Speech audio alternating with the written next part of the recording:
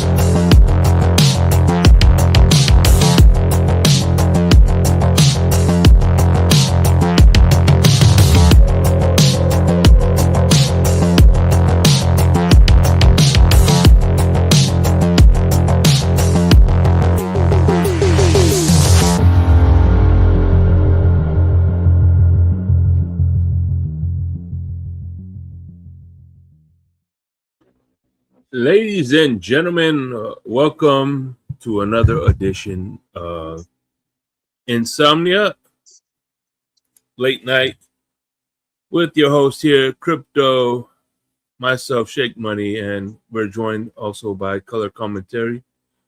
Are you guys doing League Wide Wednesday?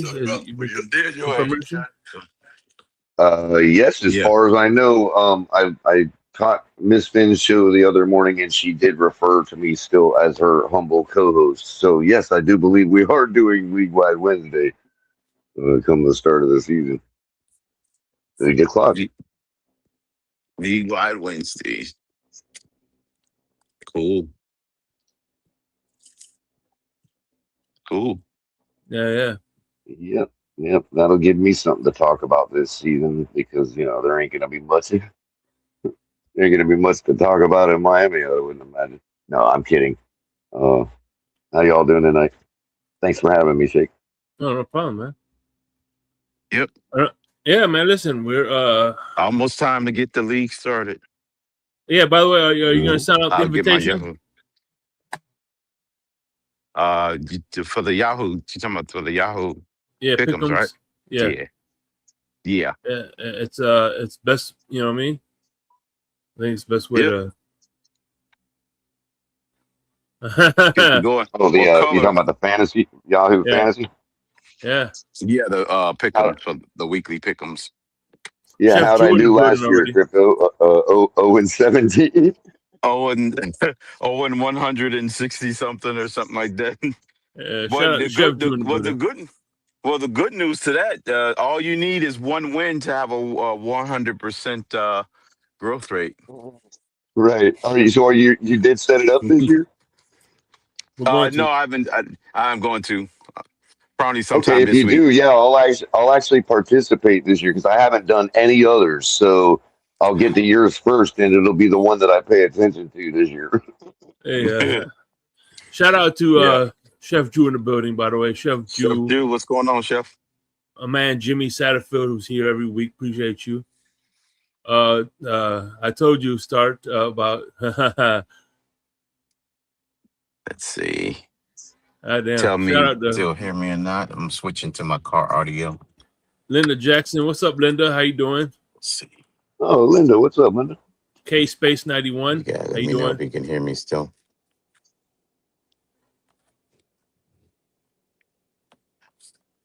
Linda's always got nice things to say. Yes.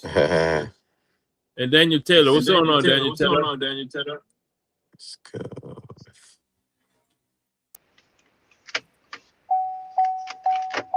You guys hear me now? Yeah. Okay.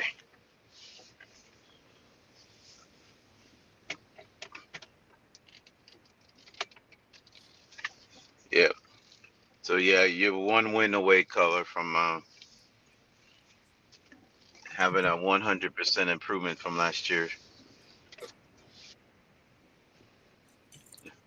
Uh-oh.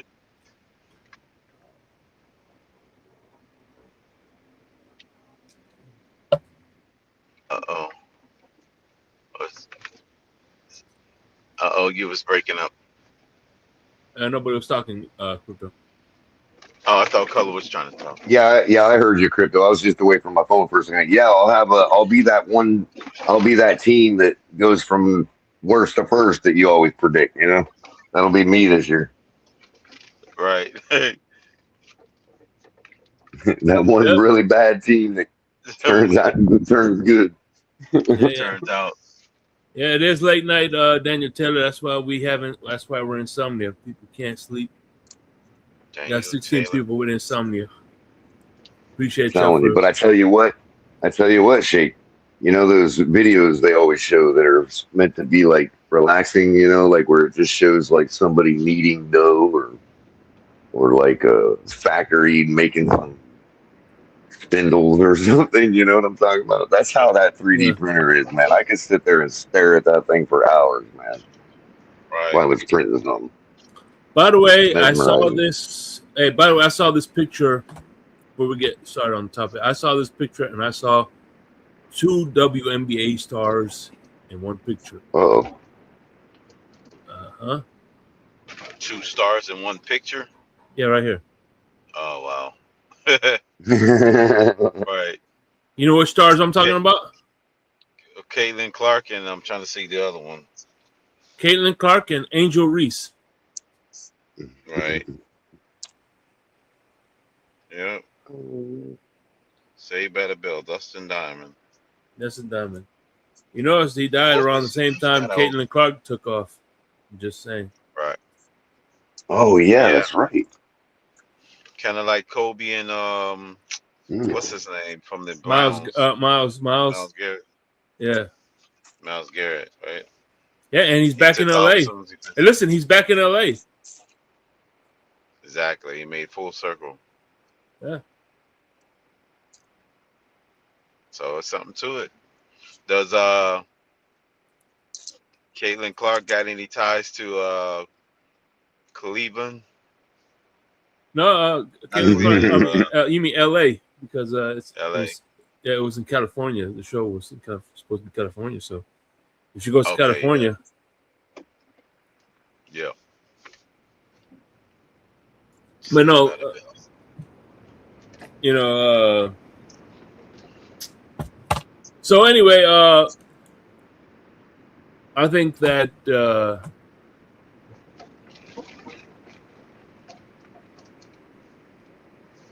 what you got, Shake?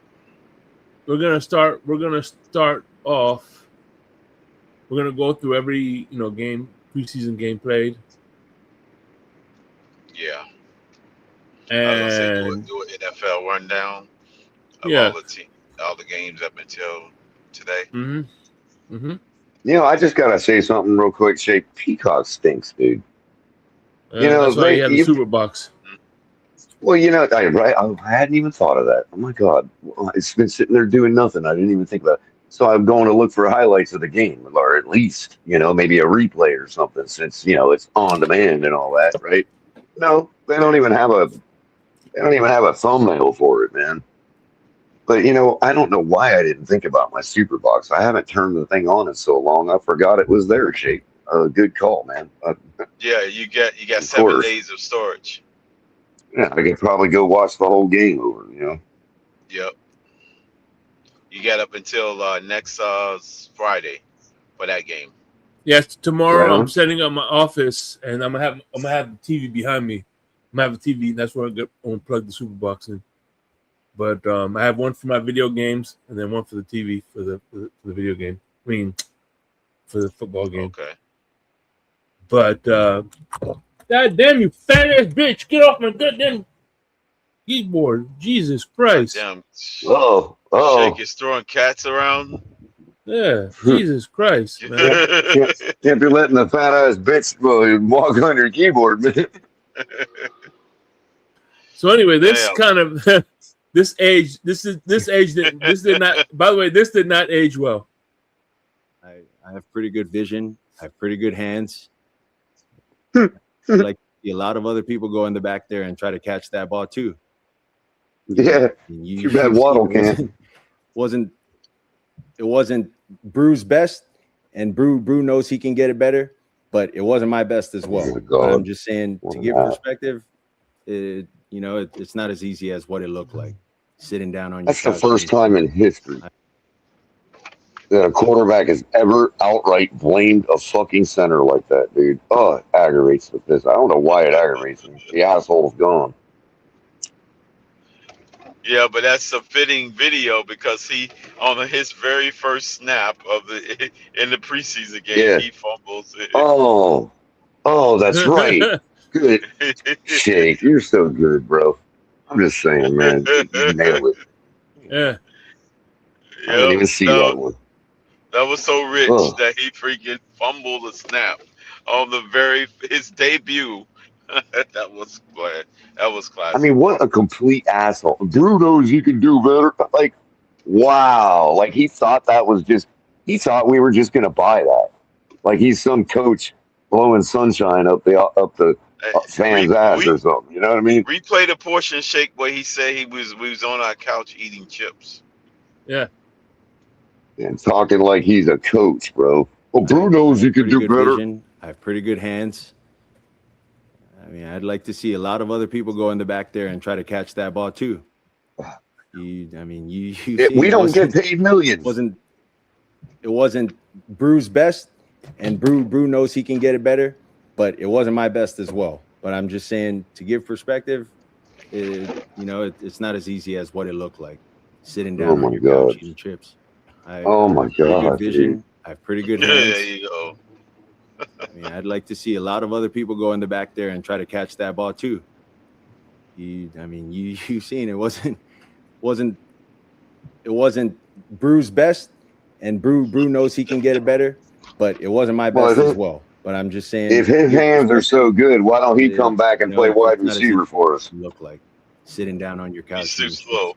I have pretty good vision. I have pretty good hands. Oh, he said he has pretty good vision. Shake's just gonna pour it on, ain't he? That ball too.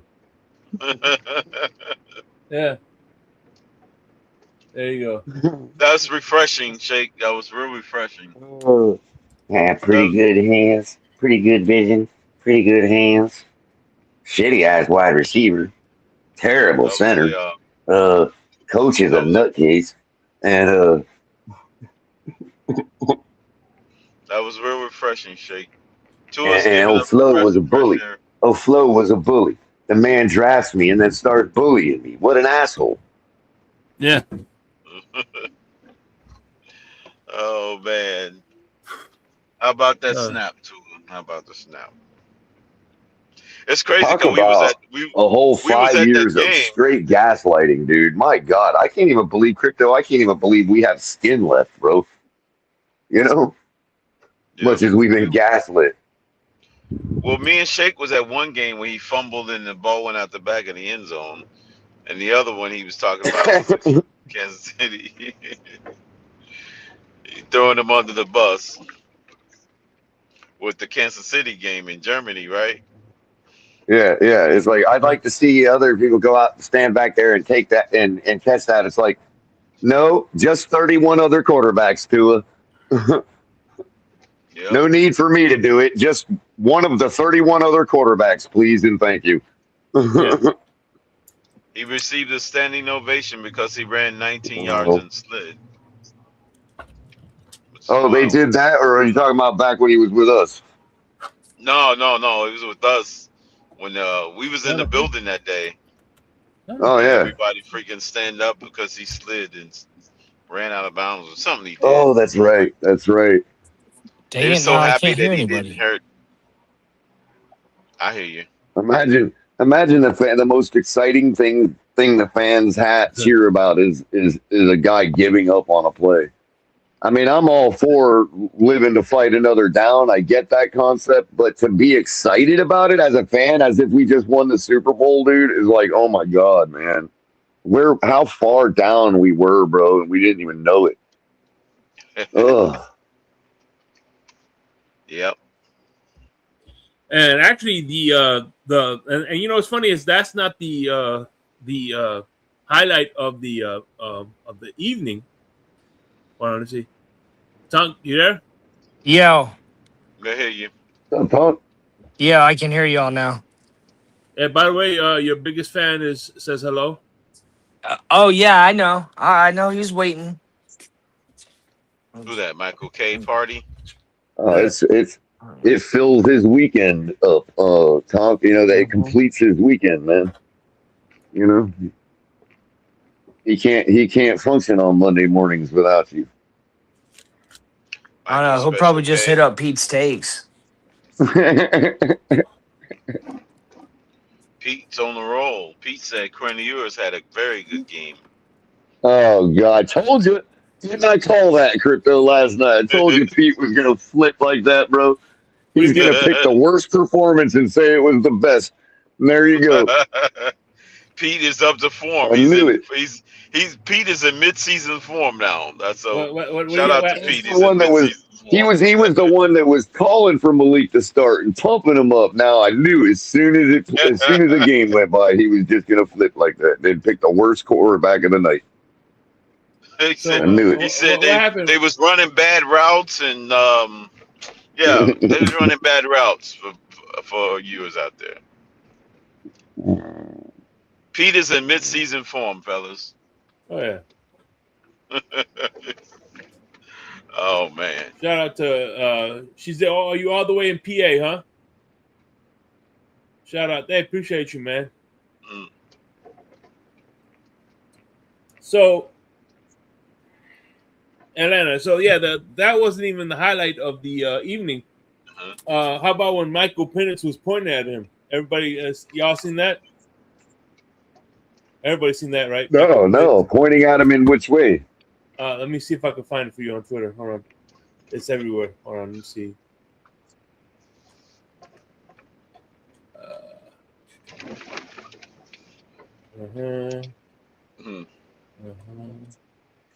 Cafe 8. Wow, this is what happens when you drive home at night and it's all these nightclubs are open and people are just hanging out. So look at this. Look at my.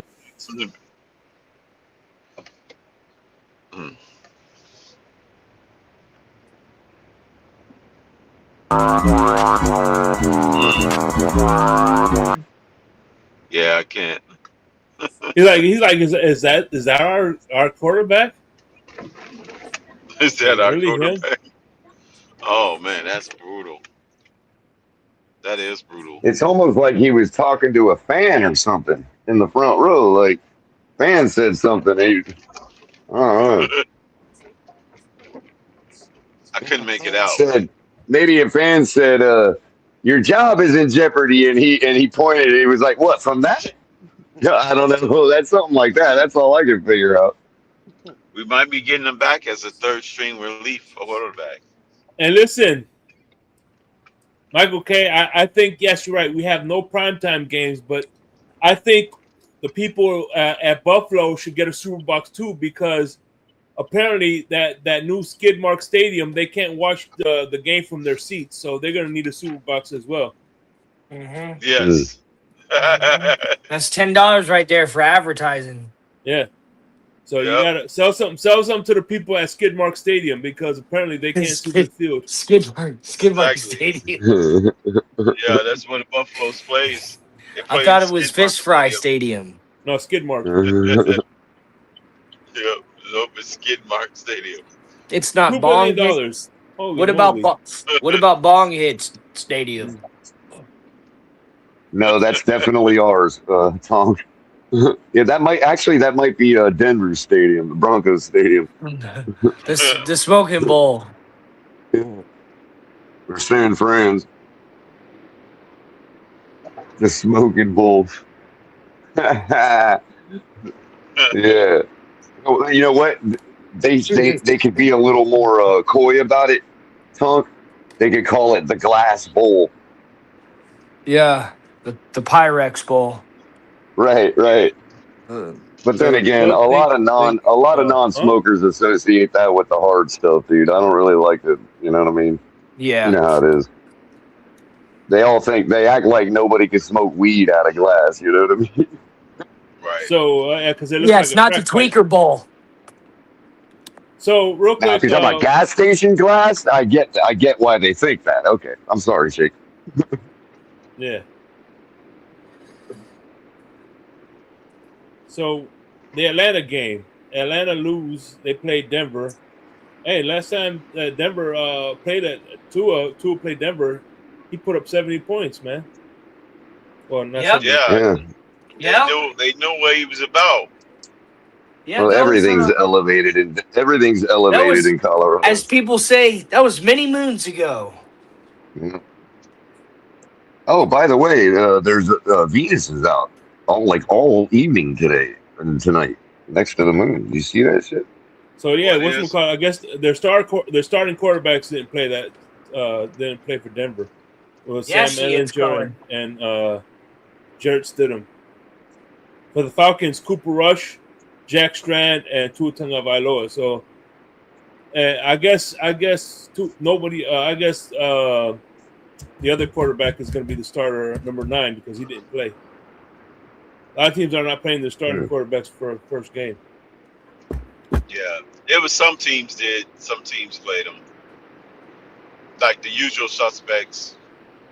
You know, Mahomes would have played if he wasn't hurt. Oh, trust me, I'll give you free advertisement too, man.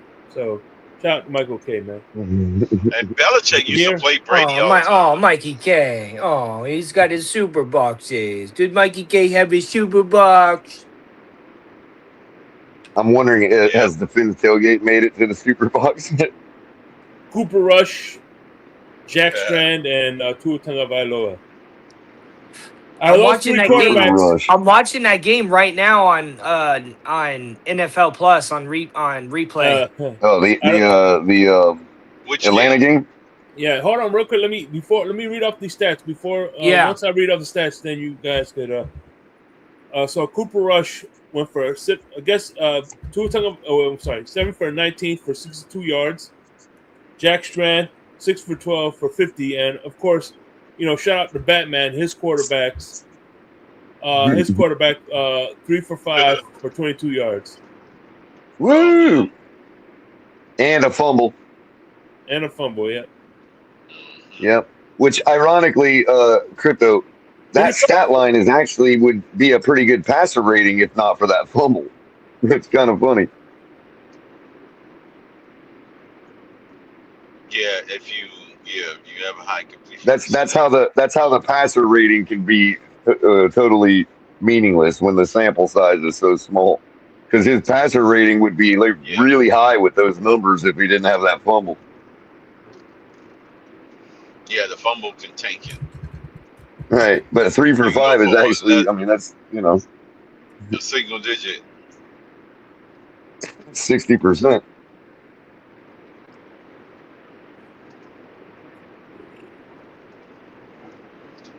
I guess 60 is pretty low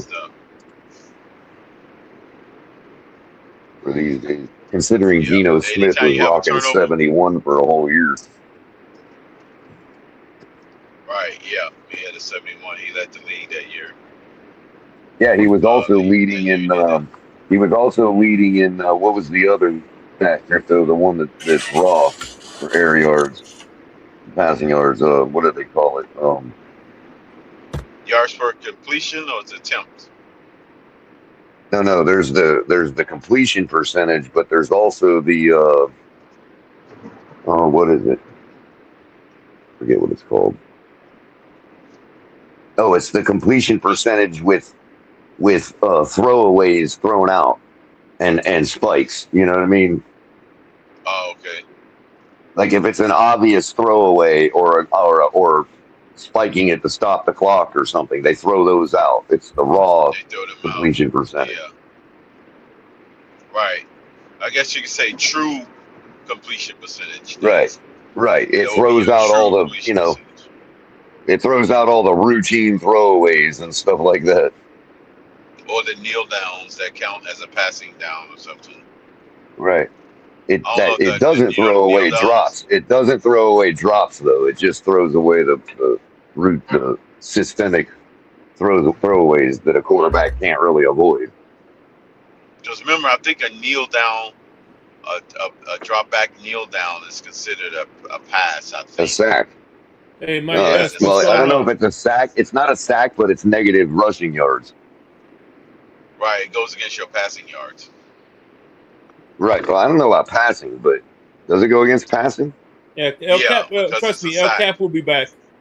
El Cap will be back soon enough, man. El Cap? Yes. Okay. You got to do a wellness check on the cat. Oh, he's here. She's here. Oh, okay. You tossed him aside. I'm like, oh shit, the cat's gone. He's got 8 lives. He's got 8 lives left now. No, she still has 9 because I threw on my on the futon that I have here. 8 3/4. I'm like, oh, there goes one of the lives. Remember Christmas vacation? Yeah, she has 9 lives to use the ball. Spent them all. Woo! She used up all used up all the lives right on live stream. I love Randy Quaid in movies, bro. So hilarious. By the way, Green Bay versus the Packers. Pittsburgh. Super Bowl rematch. Super Bowl rematch. Matter of fact, I think it was all Super Bowl rematches, wasn't it? Every team that played this weekend was almost a Super Bowl rematch. Us and the Commanders, that was a rematch. The Broncos and the Falcons was a rematch. I think it was all rematches this year, or Super Bowls. At least for the first part. Yeah. At least for some of the games, there were rematches. Who did Cleveland play? Now they didn't play the Bears in the Super Bowl. No, they did play them in the Super Bowl in the 30s, so that was a rematch. You said? Did you say Broncos and Falcons? Yeah, the Falcons and the Broncos. What is that? What is that from? Is that from the Dirty Bird era or something? Yeah. The Broncos won that one. Yeah, the Broncos won that one. That was Elway's first one. That was John Elway and Terrell Davis, right? Yep. I mean, that was Elway. He got his first one. That was the NFL championship back then? No, it's a Super Bowl for the Falcons. No, we're talking the 30s. No. Oh, the 30s. Yeah, that was the championship. It was called NFL championship. Okay. NFL championship at that time. Yeah, it wasn't in the 30s. That was pre-Super Bowl era. Right. AFL hadn't existed yet. Right, the NFL hadn't yet formed. No, NFL was, but not the AFL. No, the AFL was not formed yet. Oh, right. By the way, I just want to. They haven't had the merger. That's pre-merger. I just want to. I shout out to Mark and Michael K. I just want to give them a quick reminder. Yeah. Of how many Super Bowls they have. We got the blister pack this year. The empty blister pack this year. Yeah. You should make one that says. You should make one that says New Stadium Edition. There you go. So here, listen. So. Oh, Crypto. I was real quick. I was not only was that pre-merger, that was pre-AFL's even existence. The American Football League didn't come into like the 50s or 60s. Right.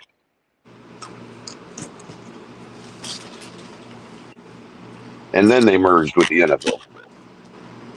Right. Yeah, it was the AFL before it became the NFL.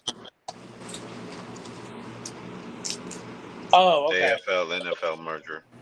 Yeah, that's what I'm saying. But the AFL didn't always exist. Like it didn't start when the NFL did. Yeah, no. As a matter of fact, the owner of the Buffalo Bills was part. He sold his stakes of Detroit Lions, and that's Yep. how he got his team. Right. Well, So Buffalo, that would have been a good Super Bowl. Buffalo and the Lions. The Niners, the one that the Bills have always been predicted to play. Or Chris Berman played for 30 years in a row. Yes. Hey, listen, listen. Here's the thing, Mark. Let me remind you this: an AFL championship is pretty much an AFC championship. In order for you to win the Super Bowl, you have to beat the NFC team, which was the NFL. So, yeah. So pretty much, y'all won. And see, you're flawed a little bit, Jake. You're flawed. It's even worse than you're describing, because an AFC team now is an NFL team. So they couldn't even beat the AFC teams now. Like it was only 8 teams. Buffalo Bills couldn't beat them. You know what I mean? Like the current Buffalo Bills are an NFL team. They could only win a championship when there's 8 teams in existence. So an AFC what I'm saying is an AFC championship today is considered an NFL championship. Mm-hmm. Some championship, but a championship in the NFL. So today's Buffalo Bills have actually accomplished more than the AFL championship Buffalo Bills. Now I want, like this season, I'm gonna watch Falcons games if Tua is the starter, just to watch him shit the bed. Right. So I know it seems like it's not worse shape, but it's worse because like they can't even get the job done now, and that team would still be better than the one that actually did get the job done. You know what I mean? Just in the wrong league. Because think about it. It wasn't the Buffalo Bills that faced Green Bay in the first Super Bowl.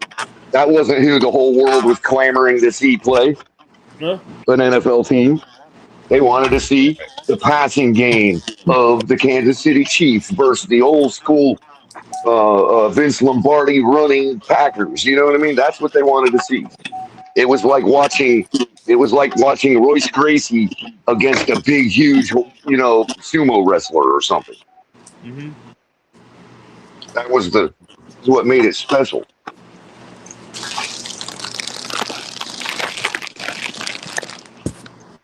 By the way, because that was one of the things people argued about. Is the passing game, is the heavy passing of the AFL a better future than this whole running stuff? You know what I mean? That was like what we would have been arguing about back then. Yeah, Buffalo Bills. They beat Panthers 29-14. I told you this is they're gonna. I'm telling you, Shake, they're gonna finish last this year. They played at Skidmark Stadium. Josh Allen went from 6 for 8 for 111 yards. Keenan Allen, not bad. They're gonna get all complacent. They're gonna get all complacent. Colin, let me finish the stats before we go. Sure. Okay. Sure thing, man. Sure thing. Okay, Josh Allen threw 6 for 8, 111 yards. Keenan Allen 14 of 16 for 108 yards. And Shane Bouchel, I think it's probably related to Bobby Boucher, 6 for 9 for 50 yards. He threw he threw more for freaking Tua. So yeah, man, the Bills did really good offensively, but the only one touchdown was passed. I think the rest was through the rushing game. 2 touchdowns passed, and 1 touchdown, and a touchdown defensively. So there, yeah, man. A good preseason game guarantees a bad season, dude. Just saying.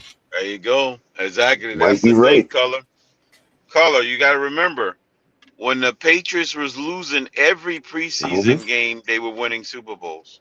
I know. I've said it on 2 different shows now, Crypto. And I'll even look. Forget the Patriots for a second.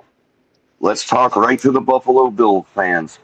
Okay, the Buffalo Bills themselves, in their 4-year run with Jim Kelly and the crew, they lost all their preseason games for the most part too, and they were Yeah. in the championship or the Super Bowl every year. Yep.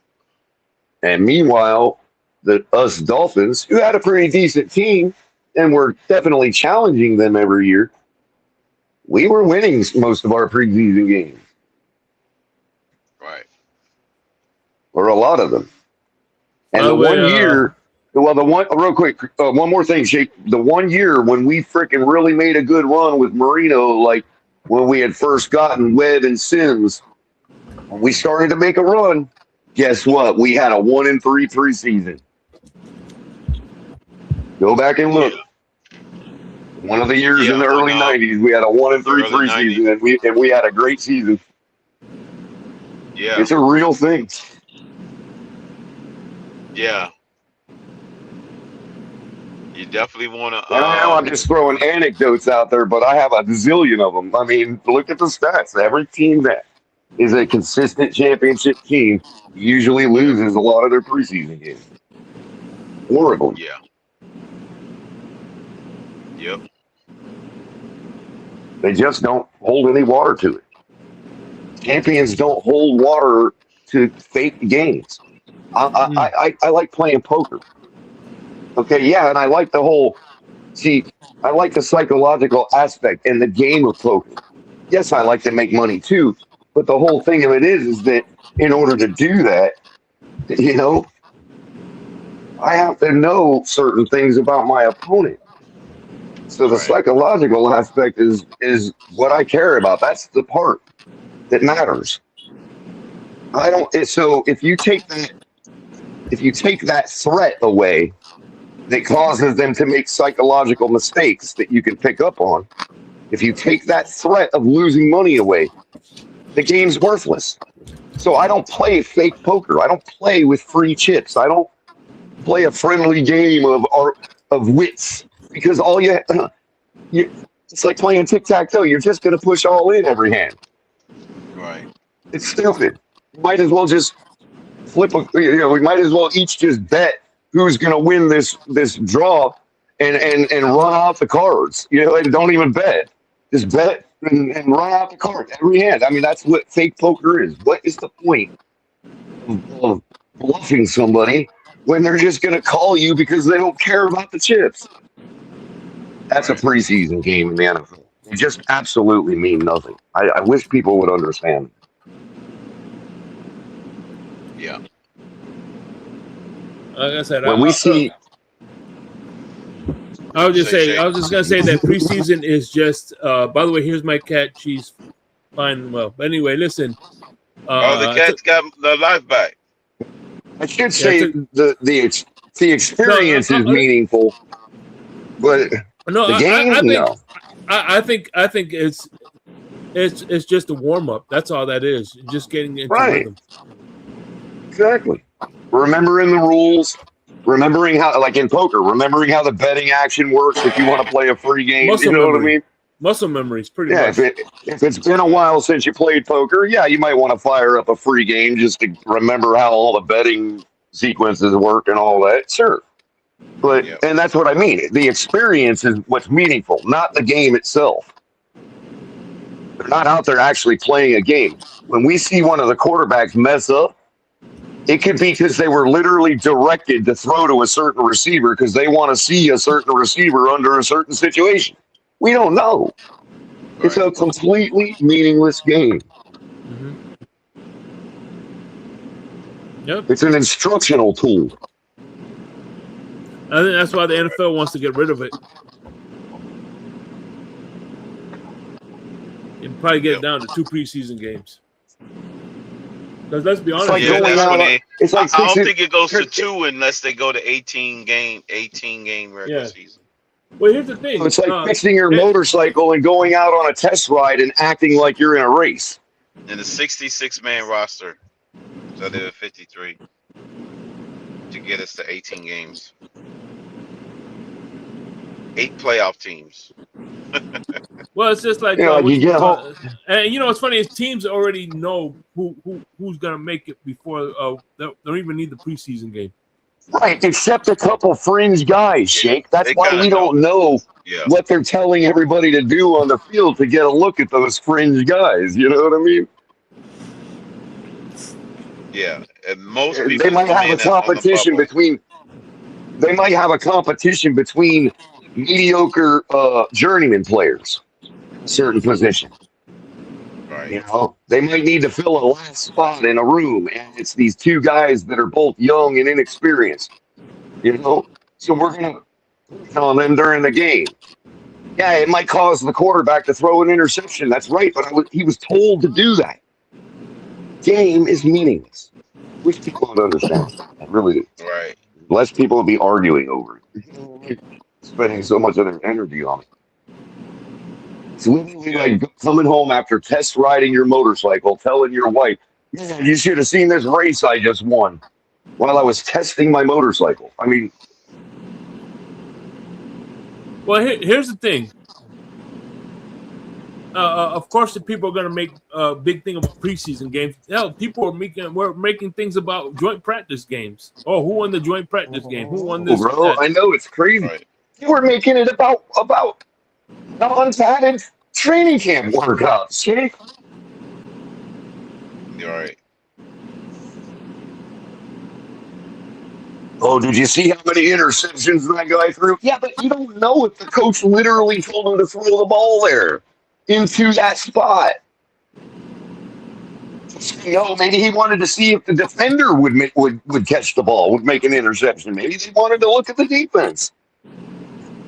The other thing is, and I know this it doesn't matter if you had enough players on your team or not. You were during practice, on Thursday before our game on Friday, or I'm sorry, on Wednesday, it would be defense day. And if you were an offensive player, you didn't run what you practiced all week. You ran your opponent's formations and your opponent's offense against your defense so that they had a chance to have their own day of practice. That happened on Wednesday because we had walkthroughs on Thursday and a game was on Friday. Shout out to Kevin Lee. What the other offense does. I'm going to make mistakes as a wide receiver when I'm running the opponent's offense after I've been practicing my own all week. Right. If there's a bystander in the stand watching our practice, he's going to think I suck.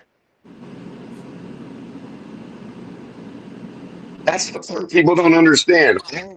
Our offense might be out there running other teams' stuff.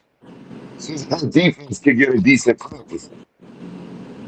Vice versa. Shout out to Kevin Lee in the building. It was good shaking panel. Malik was our what's guy. Up, Kevin Lee? Well, we'll find out, man. Definitely be Monday. One last thing, Shake, on that is that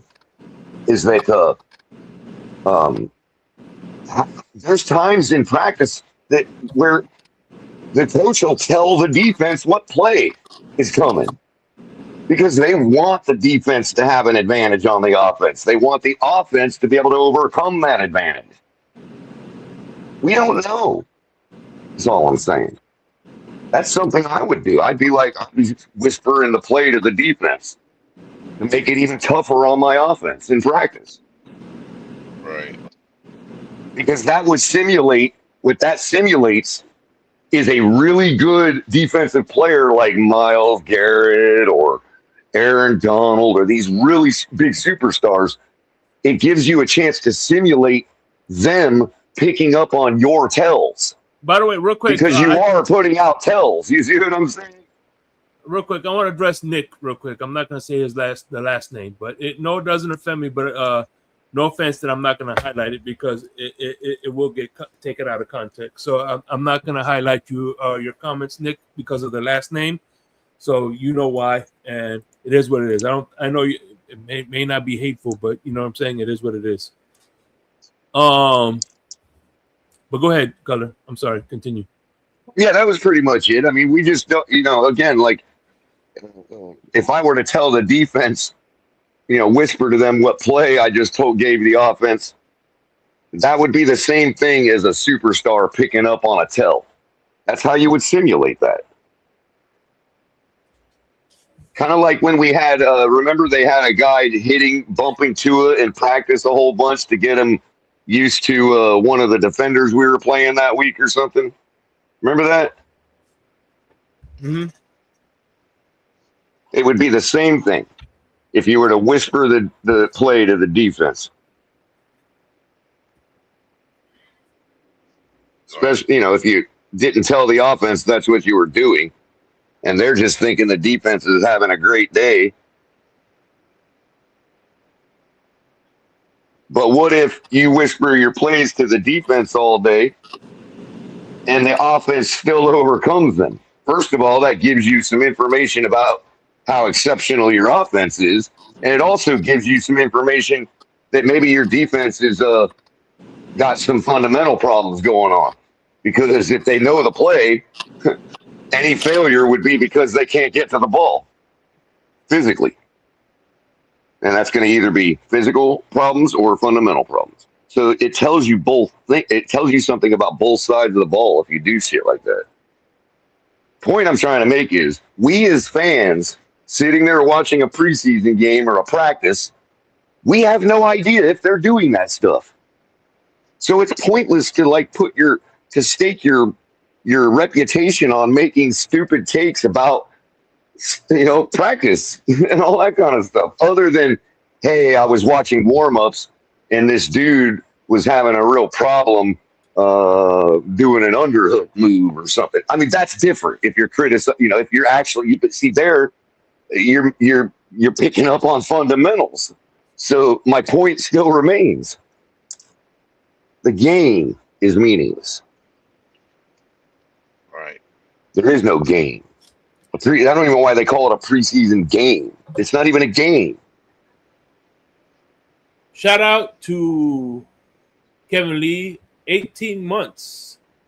Question, Shake and panel. Why do a lot of people think this offense as a whole is better than last year's offense? Well, I could tell you right, my opinion, and then let everybody else go. Because Tua's gone. At the end of the day, look, here look, I buried too early. Laugh, but it's just true. But here's the thing. I am in the minority. I didn't think Tua was the main problem. Maybe he was a little bit of the problem, but I don't think he was the main problem. At the end of the day, how dysfunctional and how lackadaisical the offense looked. Any other if Malik Willis was here last year, we would have had the same results. Every quarterback. Oh yeah, I agree with that. Everybody, this offense, this whole team was lackluster, not just Tua. I believe, I strongly believe if Tua and Brian Flores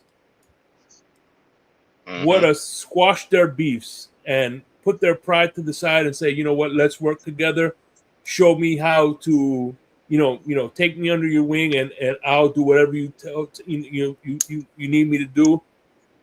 Because his talent is there. It's the mental with Tua. Right. I guarantee you. And it is fair to say that Flores should. Right. Right. Go ahead, Jake. I'm sorry. I know you need to finish there.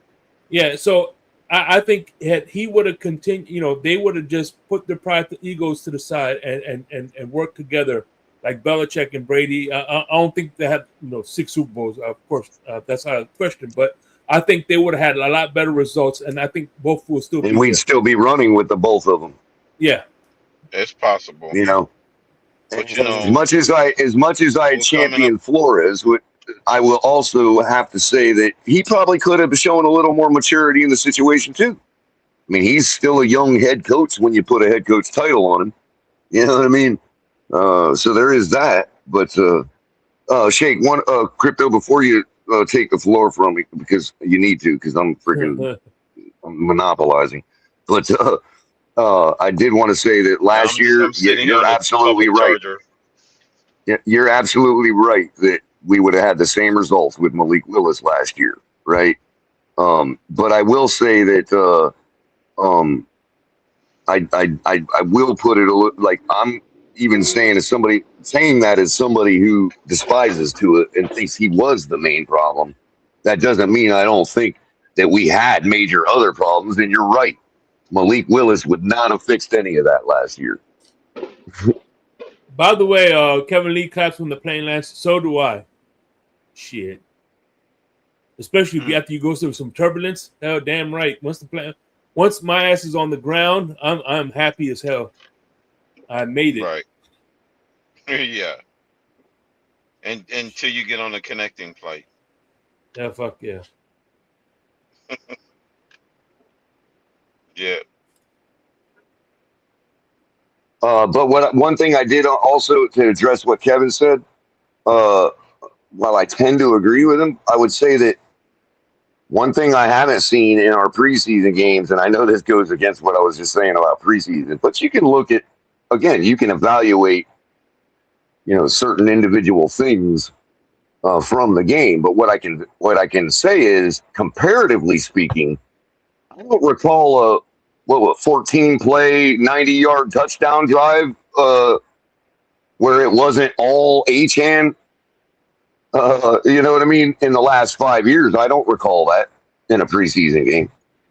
I recall mediocre, blah, blah, blah, 5 for 6, get off the field. Exactly what he did for Atlanta last night. That's what we've seen for 5 years. Oh. I listen, I tell you what, because Nick was saying about Mike McDaniel being offensive coordinator. It would be a great, again, my dream scenario as far as coaching is concerned. If I also get my dream scenario, it will be Mike McDaniels as OC, Brian Flores as DC, and Mike Tomlin as head coach. Right. Or if Sean I were to go McDermott. current, or you know what? Even better, Brian Flores DC, Mike McDaniels as OC, and Sean McDermott as head coach. Will not only will we sweep the Buffalo Bills with their old coach, but he'll win a Super Bowl here. Much as I hate Buffalo, you want to know an instant Super Bowl winner would be Andy Reid at head coach, Frank Reich at OC, and Brian Flores at DC. Instant Super Bowl. MCJB, what's going on, man? Trust the plan. Yeah. Trust the plan, yep. Trust the process. If you don't like Frank Reich, you can interchange him with Doug Peterson. Right. I just think he's better at calling plays than Doug. And listen, if we're doing Andy Reid, I'm taking who's that? He's the offensive coordinator now. The guy who has a hard time becoming a head coach. What's his name? Morris. You know what I'm talking about, crypto? Morris? No. Who? He's Andy. He's the offensive coordinator. Oh, Bieniemy. You talking about Eric Bieniemy? No. Oh, Bieniemy. Yeah. Is he still their OC? Yeah. Listen, we're dropping the link 30 minutes. We're doing after. What time is it now? 1:30. 1:30. Yeah, in another 30 minutes, I'm dropping the link, MCGB. So be patient. You know what I'm saying? Be patient.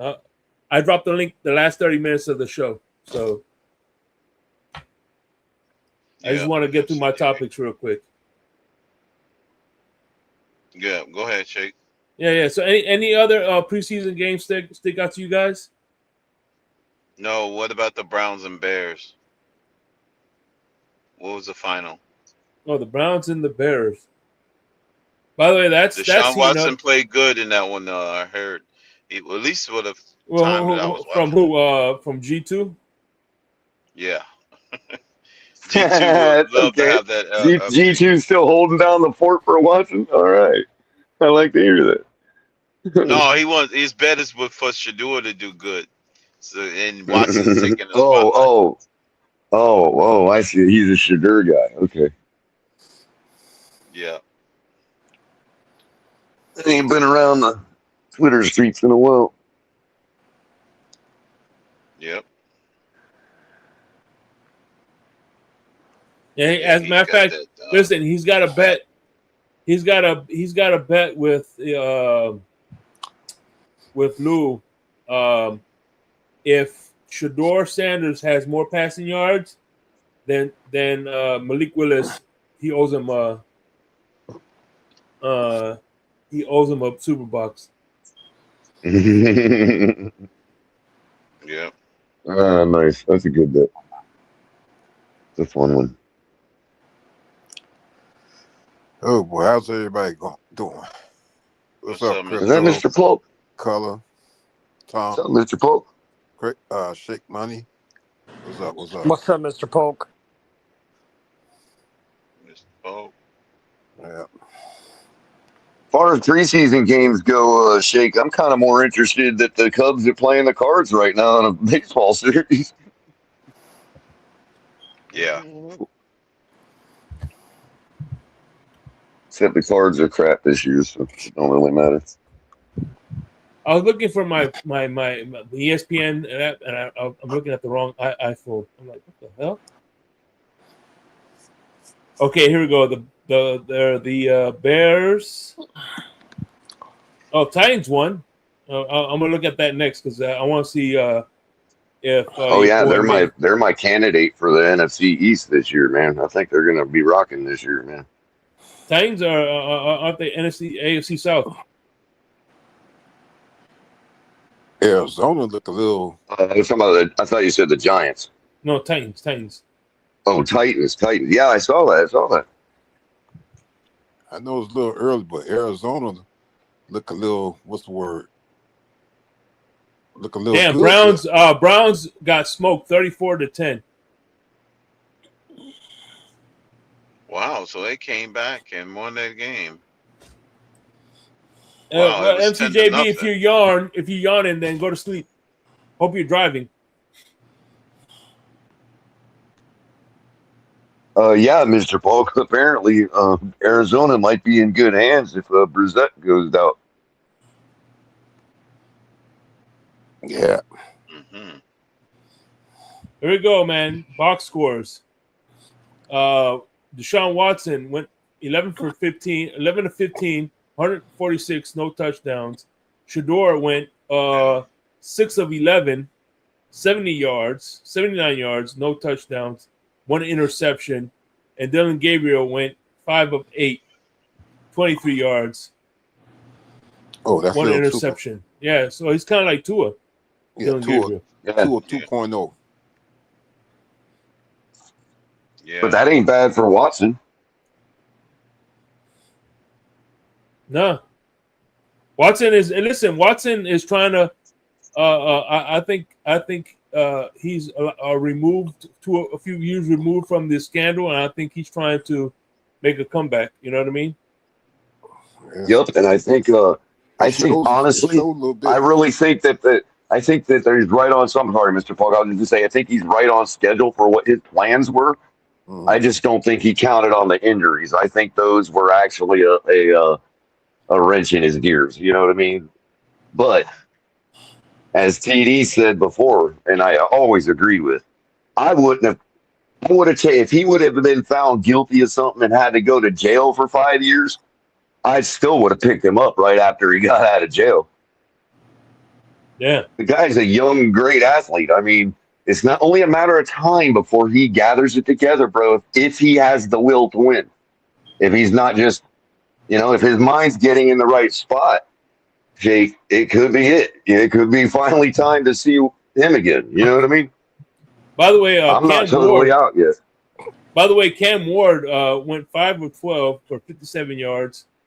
Will Levis, the guy who drinks mayonnaise in his coffee, he went 3 of 8 for 42. Mitch Trubisky 2 of 3, and Hendon Hooker 2 of 3. So, damn. Right. Joe Rist, $2 donation, comeback player of the year. I agree. Who? I guess. Who? I guess Deshaun Watson. I think he's So Deshaun Watson, I would say that before Cam Ward. I think Cam Ward, man. I mean, I know it's just a preseason game, but dang, look at all your colleagues, except for Tua, of course. They all got their numbers on their 1 or 2 drives last night, and it's like, bro, he did nothing to help himself against his naysayers. Is all I'm saying. I'm not out on him yet. He's a hurricane, but dude. Hey, by the way, real quick, Mr. Polk. Hey, Mr. Polk, real quick. A lot. What's funny is a lot of these preseason games. There's a lot of ties. Like for instance, Green Bay took on the Steelers. You already know Aaron Rodgers and Mike McCarthy won a Super Bowl, and they played it in the Super Bowl. You got the Colts and the Patriots. The Colts accused the Patriots of Deflategate. The 49ers and Titans. Robert Saleh is the Titans head coach. He's the coach, right? He used to be with the 49ers. Yep. The Buccaneers and the Jets. Buccaneers and Jets. Remember, Todd Bowles used to be the head coach of the Jets. That was a connection, some kind of connection there, whether Super Bowl history or coaching history. Yeah. It's always a tie somewhere between the matchups of every team. Yeah, it's crazy. And didn't Dan Quinn used to be on our staff? Mm-hmm. Before? Yeah, he was. Yeah. And Buffalo and Panthers. There's no connection, but they got to play in that horrible $2 billion stadium. Buffalo and the Panthers. Yeah. Yeah. Oh, by the way, I see it now. There was actually he was talking about Deshaun Watson. There's a pun in the actual comeback. If you spell it, if you read it. Okay. No, that's Joe. That's Joe. What I was about to ask is, do y'all think that Cam landed on the wrong team? Maybe he would probably. Because I got a funny feeling that he just landed on the wrong team. I mean, you already know how I feel about Tennessee, Mr. Polk, but I was hoping they have a different coach and all that. You know what I mean? Maybe it'd be different, but we'll see. By the way, Michael Kay saying that Brady was the OC for the Panthers. So there you go, connection. Right. The OC for the Panthers? Yeah. Okay, no. It takes me a while, Mr. Polk, to get off of a hurricane, man. Don't worry. Oh no. I'm with you. I'm with you. I still think that I think sometimes in NFL when a player gets drafted and not just a quarterback, it sometimes he may land, that player may land on a team that's not fit for him, and if he's lucky enough, he can find a team, be traded or through free agent, go to another team and blow up. I mean, I'm not saying that with all, but with some, and then also. Well, that's kind of what we're hoping with Malik, man. Mm-hmm. And I don't think it's a small coincidence that it happens to be the same team we're talking about too, Tennessee. Mm-hmm. Yeah. Well, that's right. He sure was. I mean, they showed it on the screen last night, Mr. Polk, the difference between his time in Tennessee and his couple little couple little games in Green Bay. That I understand that sample size was small with Green Bay, but dang, the difference is so stark, dude, that it's like, forget sample size, man. It's obvious Green Bay is a winning organization and Tennessee is not.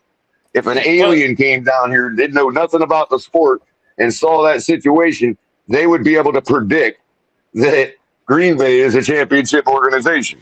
By the way, I dropped the link for everybody. If anybody wants to come up, please feel free. All right, MCJB. Hey, Joe Riss, please come up. I see you on the other panels, man.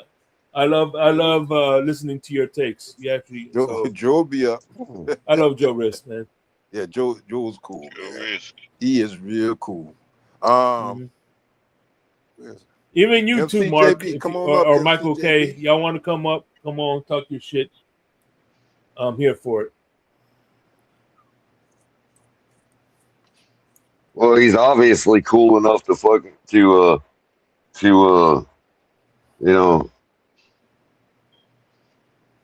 come back after saying things like I say. You know what I mean? That's all I'll say. In the heat of anger. Mm-hmm. I mean, I've always told everyone, I don't hold grudges, dude. If I did, I wouldn't be sitting here right now. If it came up, but it's up to him whether he wants to hold one. It ain't up to me. I've liberated myself of this world, dude. It's no offense to anybody. I'm not trying to offend anybody. Oh, you cool, Carl. You cool. Well, I appreciate that, Mr. Paul. I can't say you cool. We down here in one of the hottest states. Oh, I know. And you know what's funny about that, Mr. Falk? Today was actually, it was hot today, but today compared to yesterday, relatively speaking, was a little bit of relief. Yesterday was probably the hottest day we've had this year, right? Yeah. I don't know if you agree, but it was brutal yesterday. And it happens to be the day that the people across the street decided to start the job of resurfacing their tennis courts. So there's guys out there pouring asphalt yesterday, all day long. Man, and it had to be coincidentally the most brutal day of the year already. By the way, apparently somebody thinks this is going to be the AFC starting quarterbacks. Who's that? The AFC North starting quarterbacks. You look at the picture. Oh, sorry. You got Joe, of course. Joe Burrow. Joe Burrow with Uzi. Jeez. You got Lamar Jackson with the Hennessy. That's my thing right there. Yeah. Is that real? Aaron Rodgers? No. Aaron Rodgers with the money. And, of course, Deion Sanders with the bong. I don't think so. Oh yeah, Deion. It can't be real. Yeah. But you know what's interesting, Jake? Yeah, they said that was the hoodlum. They said that was the hoodlum image of that. That gas station looks an awful lot like that gas station out in Okeechobee where the Warren Sapp thing happened, bro. I'm not gonna lie. Look at the background vegetation too. That could be Central Florida, bro. By the way, that was probably somewhere outside of Cincinnati. Yeah, listen, the backup for us are huge problems. That's definitely. And when you say backup, is he talking about quarterback or talking about our backup quarterback? Yeah, listen, our backups in general is fucking right. Shit. Joe Burrow, yeah, he's my backup. Yeah. Joe Cool, yeah. Every time Lamar, I see him, I'll give Lamar a bunch of darts. He'll put them between people's eyes, man. Every time I see him, I always think of Home Alone. Yeah, yeah, he does kind of look like. Oh wow! God, yeah, age progressed Macaulay Culkin. Sure. Oh wow. Oh, you talking about Michael K. Avatar? No, I'm talking about Joe Burrow. Joe Burrow, yeah, he looks like age progressed Macaulay Culkin. I never thought about that. Although what's funny is Macaulay Culkin's probably older than him now, which is the irony. In fact, he was on the commercial. He has a commercial. He's on the commercial. What is that commercial? Because he definitely grown up for sure. Yeah. Yeah, as a matter of fact, he has a That's kid the with irony. that chick from that 70s show. Oh, does he? You talking about Fez or you talking about the hippie kid? No, the Mila Kunis. Yeah. Oh, Mila Kunis. I think I don't know if they have a kid, but I know they were dating at one point. Oh. Joe Burrow or Macaulay Culkin? Macaulay Culkin. Okay. Macaulay Culkin. And Mila Kunis, yeah. Yeah, he was on a commercial recently.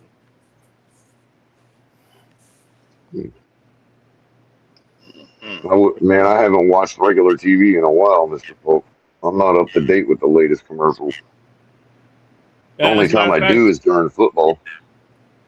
I have nothing to watch, so I bought on YouTube. I bought the episodes of the seasons of Fresh Prince. Oh, yeah, that's cool. Oh goodness, that's some good humor, man. That's some good humor. What's up, Jimmy Satterfield? What's going on? What's up, Jimmy Satterfield? How you doing? Is he up here or in chat? No, down in the chat. Oh, right on. Yeah, I see him on some of the other chat rooms. And you know, Shake, it just is also a bit of you know, it's no irony that you know, Will Smith happens to be the person, one of the 50% of the acting duo, comedic duo that has done the greatest, funniest bit ever in any movie ever created, bro. By the way, Joe Rich, you're not the only one who had scene with it. You're not the only one who had a crush on Mila Kunis. Yeah, I was going to say something, but I didn't want to devolve the conversation too much. I didn't want to be the one responsible for it tonight. But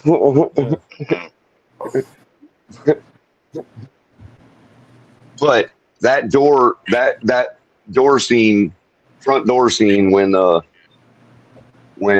Martin's daughter and Bad Boys 2 is going out on a date and her boyfriend shows up at the door. God, that is the greatest comedy bit ever created, bro. I can watch that thing 50,000 times in a row and never get sick of it and laugh just as hard every time. It's the greatest one. I think Red Fox and Richard Pryor are sitting up there laughing their ass off right now about that comedy bit. By the way, real quick, when I brought up the comment of Buffalo Bills having 0 Super Bowls, they asked me, and that's getting old, am I going to stop? And this is my response. Damn it. Here's my response to the people that asked me. I know me talking about Buffalo having 0 Super Bowls is getting old. And will I stop? Well, here's my answer. I'm not going to. So quit asking. There you go. Not only that, but who's it getting old? Who's it getting old for? It ain't getting old for me. It seems like it's getting old for the Buffalo fans. You know, one way to cure that, Michael K. Win a Super Bowl. Put one in the chamber. Uh-huh.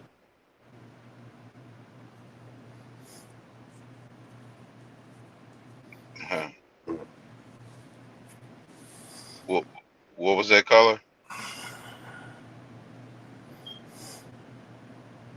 Because, you know, listen, they still got the Madden. Listen, their Bills trophy case. It has the Madden cover in it. So, there's something in there this time, huh? Yeah, the Madden cover. He made the Madden cover, so they have that going for themselves. Yeah, I mean, like I said, it's only getting old to the fans that have to suffer it. Here you go. Look. It would be getting old to me. My team never won a Super Bowl. Mm-hmm. Of course, they haven't in my lifetime. I know they're gonna say that, but whatever. We went to 2 in my lifetime. We embrace the fact that we have the longest playoff drought in sports, all of sports, without a playoff win in all sports. Yep. All sports. To be honest with you, To be honest with you, I think 1985 is a little sus when it comes to the Patriots knocking us out of the playoffs. Mm-hmm.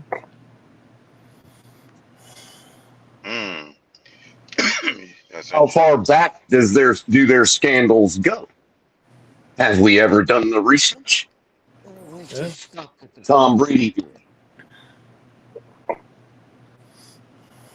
No, fans, you're right, Michael K. Fans can't control that. Just like fans can't control us. You saying that we haven't had a playoff win for 25 years. So it's the same. It's the same concept. Same concept. So exactly, which means we as fans on both teams can only rely on what our teams have put down on paper, on the record books. That's why we go to the past. And yes, despite having to go pretty far back for us, comparatively speaking, to showing up at the Super Bowl and in the playoffs, we got our 5 appearances and our 2 wins. Not only that, but we are the first team to ever appear 3 times in a row.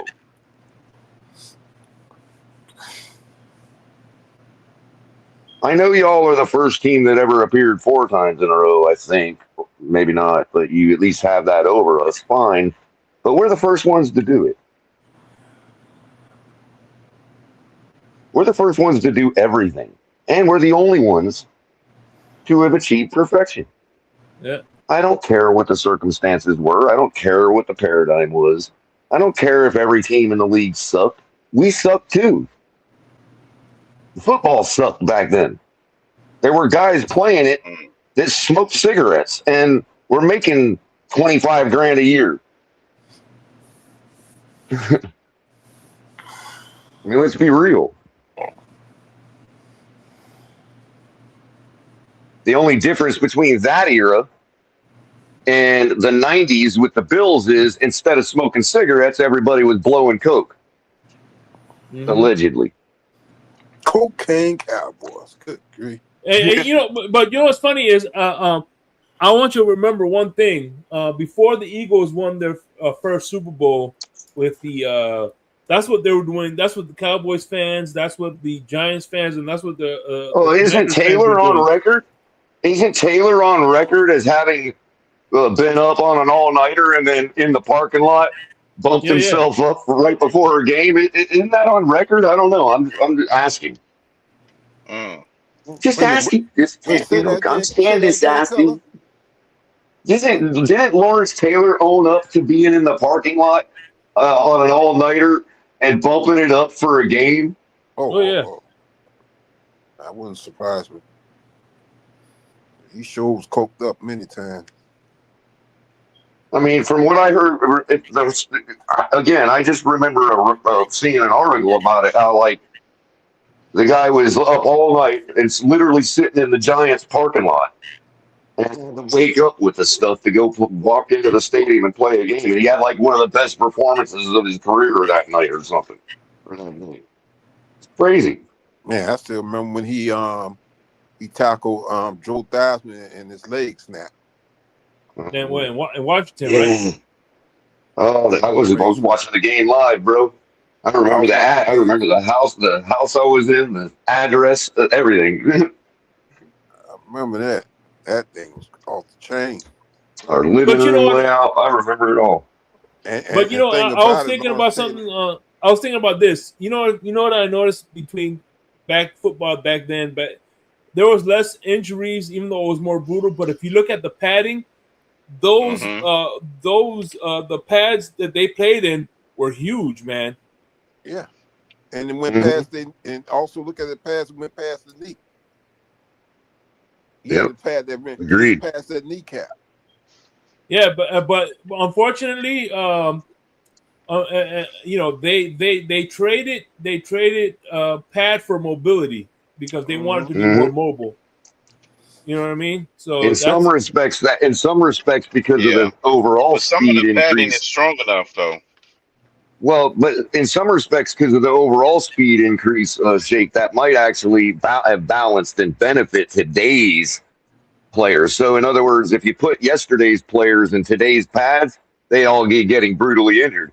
But if you put today's players in yesterday's pads, it may be the same thing because they lose that mobility they need to get out of the way of the hit. You know, coming from them defensive ends that are as fast as the wide receivers were back then. Yeah, if you look at, I remember looking at Troy Polamalu, not all the time, but there were some games where he wouldn't play with thigh pads.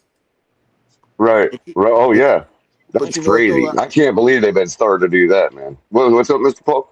No, I was about to say, but you know what though? Because I think you did bring a good point, Shake. I don't remember that many concussions, ACL tears, and all that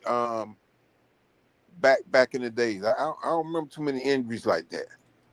Unless you know, I mean, because I used to watch football a great deal, but I don't remember that injuries like that.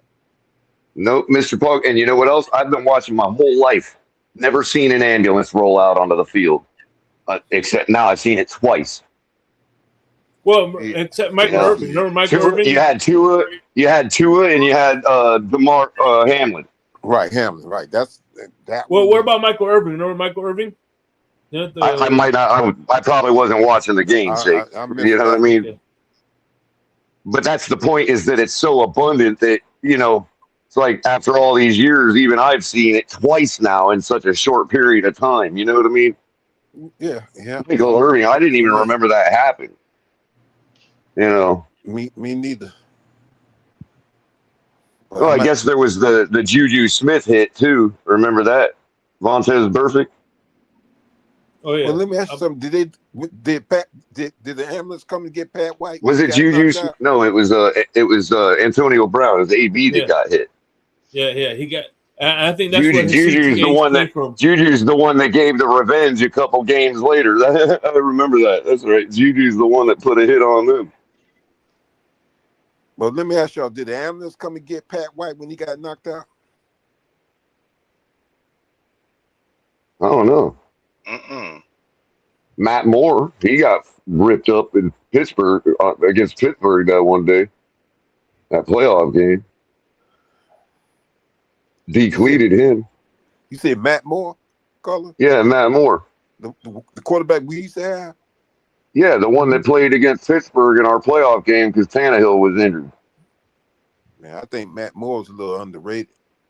By the way, Michael K has a point. ACL back in those days were known as career-ending knee injuries. Mm-hmm. Yeah. He's right. Yeah, because you had the technology that you had today. And despite despite Alex Smith succumbing to an infection and end up having to retire, Theismann's career was over that night. And there was no medical technology able for him to recover from that injury and ever play again. And it was clear that very night when it happened. Whereas Alex Smith, at least I'm not saying as a consolation prize or anything. I'm not trying to pity the guy, but he actually still stepped back out on the football field and played again. That's how much our medical technology is advanced. Because it was literally the same injury. Oh, okay. Thanks, Joe. And remember, Mr. Falk, back in the day, they didn't care about our sensibilities as much as they do now. Remember that they blacked out the screen and put up the little zoomed in circle around it, bro, on the replay for you to see it over and over again, bro. It was crazy. My goodness. The little highlight circle, you know what I mean? They dim out the rest of the screen. Over and over again. That night, during the game. Well, because I know you remember this when even though they had Miami when Miami was playing in the Orange Bowl, there were games when that were actually blacked out, even though the game was right here in Miami. It was actually games blacked out where you couldn't. Yeah, I remember the Baltimore playoff game. Oh yeah, the Baltimore playoff game was blacked out. That's crazy. Yeah, you couldn't because if you lived within, it was 75 miles when I was growing up. Mm-hmm. And so even our games, because we just were above the line, dude, or just inside of it, our games they were blacked out up here too. Mm-hmm. But if you went up to Jupiter, that you could see, you could watch them. Oh my goodness, The that's crazy. cutoff's like really close, you know. It was 75 miles, I think, at the time. Yeah. So look at Michael K says the Bills had ambulances collect players 3 times in 14 months. Hammond, Rapp, and Harris. Yeah, see what I mean? It's like, honestly, what I think, and this is just my hypothesis because I've already made this hypothesis once or twice. But I think the idea of, you know, the NFL used to have very specific helmet rules in regards to changing your helmet out because they knew that, like, a well worked in helmet, there was a period of time where the helmet was neither too new or too old. You know what I mean? And they had strict rules about changing your helmet out. That's why they can't just change out logos all the time and, you know, like different colors and all that. Yeah. Now they could, like, for instance, when the Patriots used to do their throwbacks, they used to have to wear their silver helmets. Now they could wear their white helmets. Right. Well, the thing of it is, Shake, is that they expanded the rule so that they could have the throwbacks. So in other words, you would have 2 sets that couldn't be changed. Right? You could play in either one, but you couldn't change either one because of the same. It has to do with the rating of the helmet, like they do motorcycle helmets and hard hats. You know what I mean? And so nowadays, though, I don't know if it's because of, you know, it could be anywhere ranging from green capitalism to overcompensating, socialistically speaking. It could be anywhere from inside that range where, because of the whole concussion thing, the NFL felt like they needed to take measures. So they have expanded and laid and you know, put investment in, and also probably made money off of, to consider that, these different laboratories and companies building these different laboratories where now you have like 5 or 6 different designs that are all highly rated, and everybody's like, oh, we got this one now, you know, the flex and all this and that and the other. And it's like, yeah, that's cool. And it seems like it would help to have more laboratories working on the stuff, on the technology to make it better.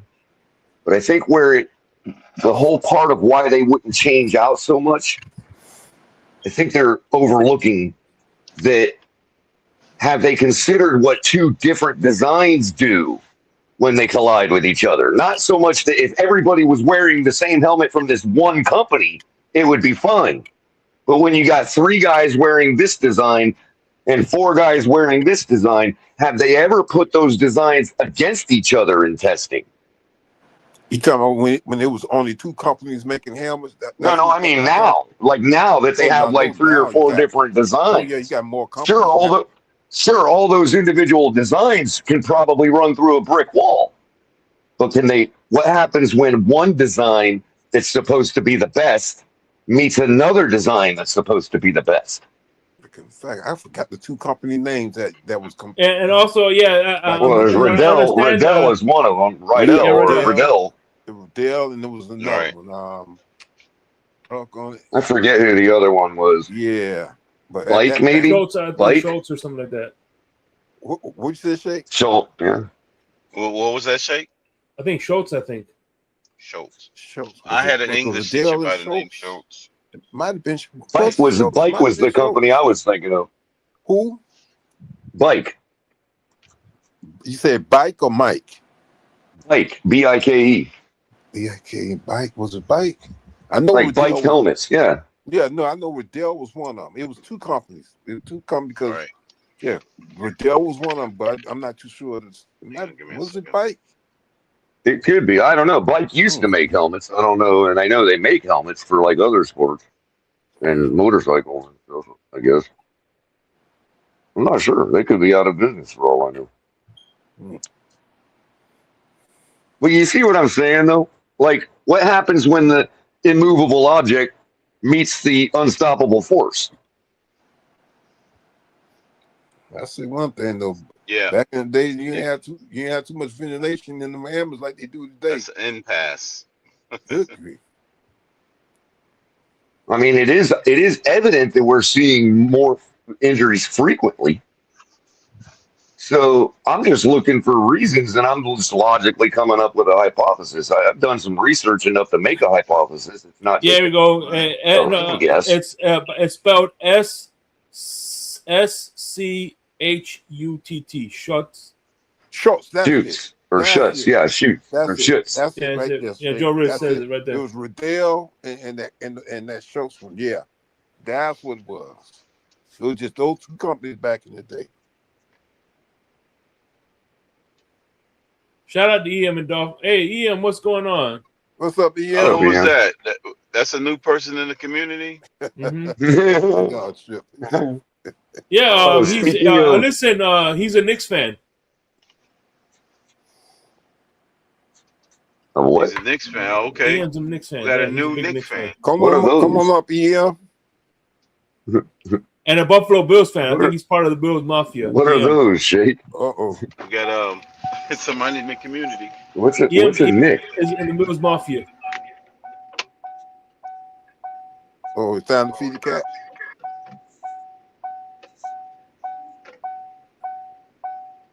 What's a Kinnick? Is that like a different way to say Canuck? A Kinnick?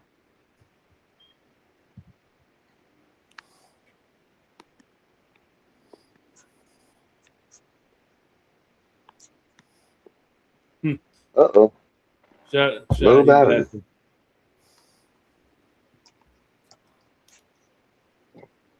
Yeah, but so next week's games. Next week's I think we're gonna see more starters next week. So week 2 is gonna be Raiders and the Texans, Niners at Chargers, Jets and Steelers. Another former team of Aaron Rodgers. Panthers and Jags.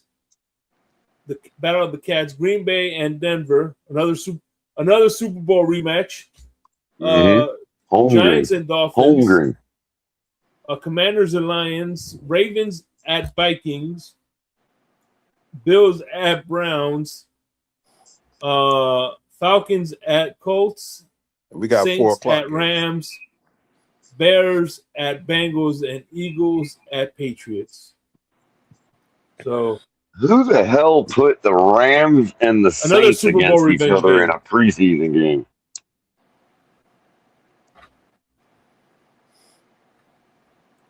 Man. Whoever scheduled the Rams and the Saints for a preseason game should be fired. Like that even is a limit for a preseason, dude. Like, you know what I mean? You don't even do that for preseason. Why is that? What a terrible game, dude. The Rams and the Saints, they're like no history. There's nothing for that game. Like, even if it was a regular season game, it would already suck bad enough. Mm-hmm. Unless the Saints are deciding they want to compete anytime soon. I mean, it would be a preseason game normally for the Rams, even if they were playing in the regular season. Ian. What's his name would treat it that way. Ian, what's good, brother? What's up, Ian? Gentlemen, what's good? Got a new What's guy up, in the community? Yes. Yeah. This is my first time trying this YouTube stuff, so y'all gonna have to bear with me. Okay. You know what I mean? Welcome to the community. Appreciate that, man. That's greatly appreciated. Hey, I'm just here to hopefully I can contribute anything positive to the community. You know what I mean? So hey, everything is greatly appreciated. Yeah. We ain't We'll looking for be positive. we'll be easy on you the Oh, first go round. hey man, again, that's great. That'll be greatly appreciated, my friend. We sent Yeah. positive to Atlanta, bro. Didn't you see it last night? Oh, is that All that all that Yeah, oh yeah, yeah. positivity. is that what you call it? Yeah. Is that what you call it, man? Oh man, hey, listen. But what's good, Yeah. gentlemen? Oh shit! You want to play that video Listen. again? We have Tua's. Listen, career path. If you are in Atlanta, I think this is in Atlanta. Make sure you stop by and say hi. Man. I'll be sure of that shake because I'm in Subway. Heights. That's one of my That's stopping funny. Yeah. Subway. And listen, and ask. Make sure that is funny. and make sure you ask for your chips. Oh my goodness. Yeah, that is real funny. It's funny you said that, Shake. Speaking of chips, I'm picking up me some chips right now. And your speaking of Yeah. chips, Shake, can I special order that video again for EM to see? That is really funny. Actually, that's why I'm way ahead of you. I'm working on that now. That's why I saw it. All right, EM, you got to check this out, bro. This is especially for you, man. My gift to you. Let me see. Where is it? Whenever he gets it queued up. So, hey, you know how stuff doesn't age well, right? Mm-hmm. Well, like couch potato chips. Oh yeah. Seeing Tua's first snap, right? Mm-hmm. Okay, so this didn't age well. So here we go. God damn it. I have pretty good vision. I have pretty good hands. I mean, I'd like to see a lot of other people go in the back there and try to catch that ball too. You've seen it wasn't Brew's best, and Brew knows he can get it better, but it wasn't my best as well. But I'm just saying, to give perspective, it's not as easy as what it looked like sitting down on your couch eating chips. I have pretty good vision. Damn. Just had to throw that insult in the end. You know what I mean? Like what? Yeah. What possessed him to say that, dude? I'm just glad, we don't have to endure any of that ever again. You know what I mean? So it's what it is. Yeah, that's crazy. That was you didn't find that refreshing, Em? That was refreshing. No. And it's like for me, the further we get away from Tua being here, man, it is like shit. It's like eating you can't get it's further. like drinking. You can't get further away than Atlanta. Man, it's like drinking a fresh Mountain Dew. Like when I don't know if y'all like Mountain Dew, but you like Skip Bayless now? Oh yeah. When you coming in the house out of a can, out of the machine, man. Yeah. You coming in the house, it's 110 degrees outside, and you get that first hit. Oh man, that's what it feels. It's so refreshing. You know what I mean? So. Know about Mountain Dew, man. That's for sure. You ever had Mellow Yellow? I gave up my teeth for that shit. Some people give up their teeth for chewing tobacco. I gave up mine for Mountain Dew, man. I'm with you. That's Mountain Dew. Had Mellow Yellow. It's the same thing. Yeah. Well, Mellow Yellow. I'll pretend you didn't say that, Mr. Puck. I'll pretend you didn't say that. I've had a Mellow Yellow, but no, they're similar, but I don't know, man. It just to me, it just don't kick. It don't have that same kick like Mountain Dew. I don't like it, but it ain't gonna replace a Dew if I got a Dew. Yeah, it's just not Mountain Dew.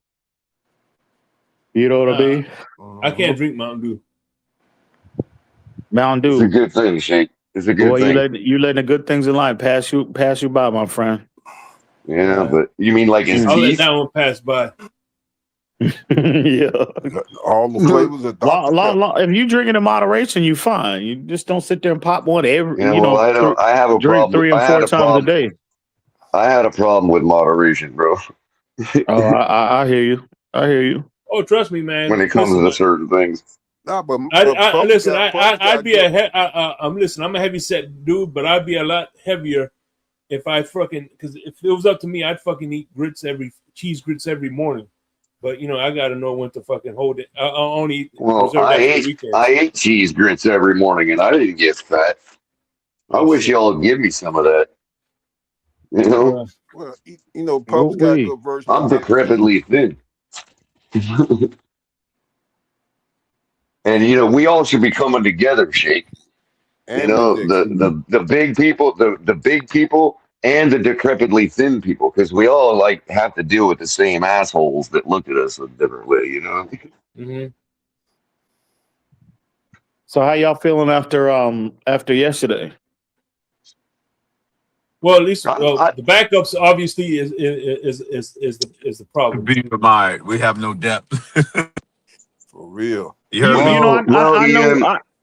know we're taking we're taking a hit in the media in terms of the lack of depth or whatever. But shit, I mean, every team, their backups are trash.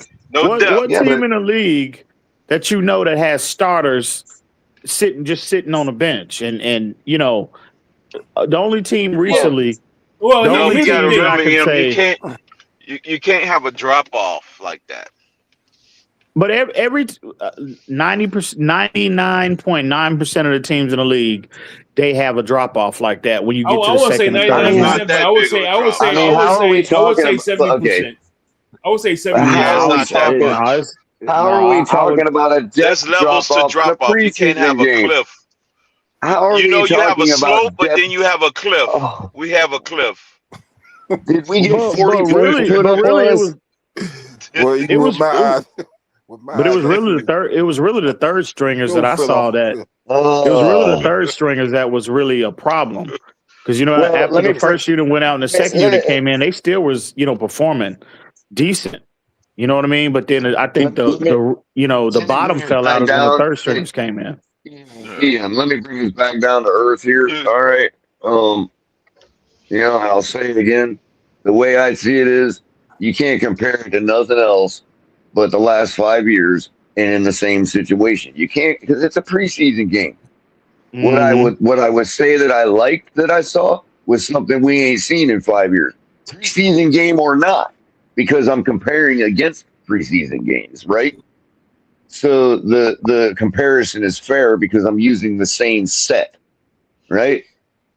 And what I'm saying is 14 plays, 90-yard touchdown drive, like it's routine, and it wasn't all on HN. We ain't seen that in 5 years. Tell me the preseason game we saw that. Yeah. Tell me the preseason game that we didn't see what Atlanta saw last night. That's all. That is encouraging. That's all I can say. It's not like I'm writing news articles about it and hyping it up or nothing. I'm just saying, to answer your question, what did I think about last night? I'm going to take away something that I saw different, positive or negative. You know what I mean? In this case, it happens to be positive. All right. Hey, let me ask you this real quick question. Now, there's going to be two quarterbacks, right? And this is a serious question, a serious hypothetical question here. You could have either Shedeur Sanders or J.J. McCarthy. Who are you taking? Shedeur. Yeah. Simply because he thinks he's Shedeur good right now. JJ don't even think he's good. I don't want neither one. He hadn't even got to that. But you had to take one. You had to take one. Who you taking? At least Shedeur knows how to fake it till he make it. You know what I mean? Yeah, JJ don't even know how to do that. He's a little bit more polished. I'm taking neither one, bro. I'm taking neither one. I'm fighting. Hey, you just don't want. You just don't want anybody clipping you and saying, "Oh, Ian's a Shadur guy," or He's a "Ian's a Shadur guy. JJ Yeah, guy." I'm him just hiding not a from the fan. smoke. I'm just not a fan of either player, bro. Both of them are trash, in my opinion. They not. No, Which one? You he gotta I say thought you which is didn't the have any least. Which all experience in right? the YouTube Which is streets. the least trash out of the two? Well, I would go with. I mean, damn, bro. Like, I'm just not a fan. I'm not in any way either player, bro. They're Along the terrible to same me. lines, Just think of it this way. which trash Give me bag? Skylar Which trash Thompson. bag are you? Which trash Just bag are Skylar you Thompson. putting in the? Which trash bag are you walking down to the dumpster first? That's the better question. That would Man, be the man, listen, just blindfold me and just pick one. You know what I'm saying? You got to remember.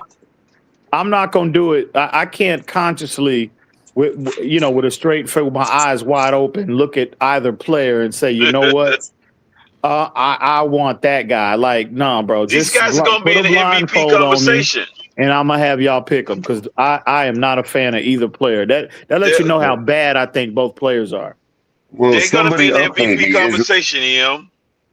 Somebody update me. Is Rashad still a JJ guy? Yes. Oh, jeez. Well, He's dying on the hill, huh? Em, you got to think about it. I think Shadur is in that Wemby conversation. Think of it as him being in the talk with Wemby. You know what I'm saying? Wemby? What? Yes. Wemby? How is that even possible? He's generational. Think of him in that sense. Oh yeah. He's generational. That's cute. Nah, bro. Both of those guys are freaking. No, I'm not a fan of either player. Oh damn, bro. Are you saying both? You mean Shadur and Wemby are trash? God damn, that's crazy. Yeah, that's cute. Let me ask you this, Ian. Now, let me ask you, Ian. Let me ask you.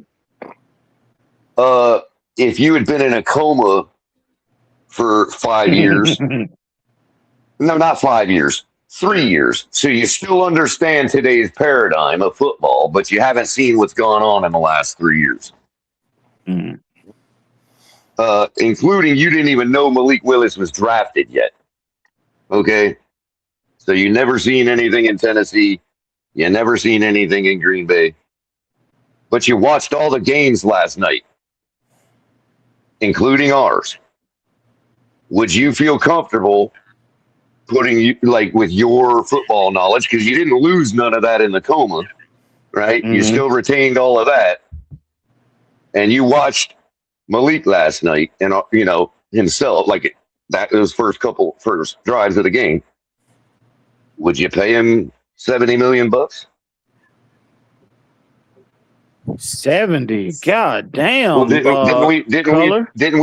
Isn't it like 3 years, 79 million or something? No, it's 45. I thought they showed 3 years, 79 million last night or something. Nuh-uh. No. Well. Am I willing to pay the current contract? 110%. Well, whatever the current contract is. Yeah. Oh, absolutely, bro. Absolutely, 100%. I didn't mind. I didn't mind them paying Malik what they paid him. You know what I mean? Because they're better. And maybe or maybe not, but that's why I wanted you to be in a coma for the last 5 years, because I don't want you to know about any of that controversy. Yeah. You know what I mean? No, As if you were an alien that knows football. You know what I mean? Yeah, because I'm looking at the talent. I'm looking at the arm. I'm looking at the mobility. He just looked poised last night. He looked in command. He just looked the part. He just looked the part. Yeah, absolutely. I would have paid him 100%. He looks like, again, we was having this conversation earlier, and Malik, to me, I understand we shouldn't overreact to the preseason, but in terms of last night, what he looked like specifically, all of the way he looked, command, the arm, accuracy, all of those things, we have a reference point, right, to compare what we saw last night. Now, last night is the preseason, but we've got a sample size to compare what he looked like. and it's consistent, and it's consistent with what he was doing when his couple little shots in Green Bay.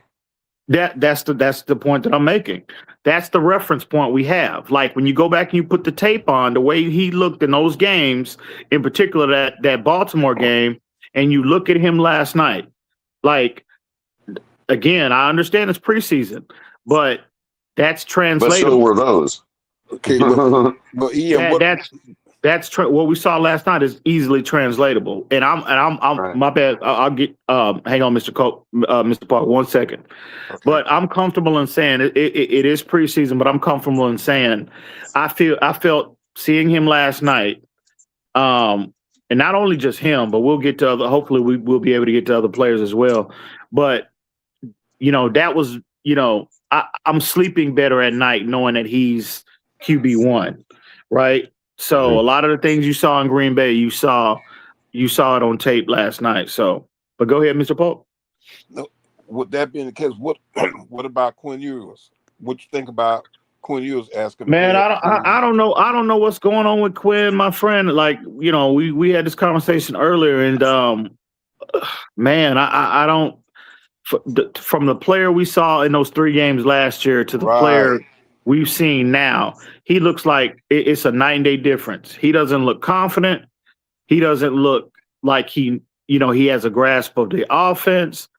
To me, as of right now, what I'm leaning more towards is maybe it's something physical, because you look at because he's in basically the same system with a lot of the same cast of characters, right? That he had in those 3 games. Same concepts at the very least. Maybe the language might be different, but the concepts are the same. Sure.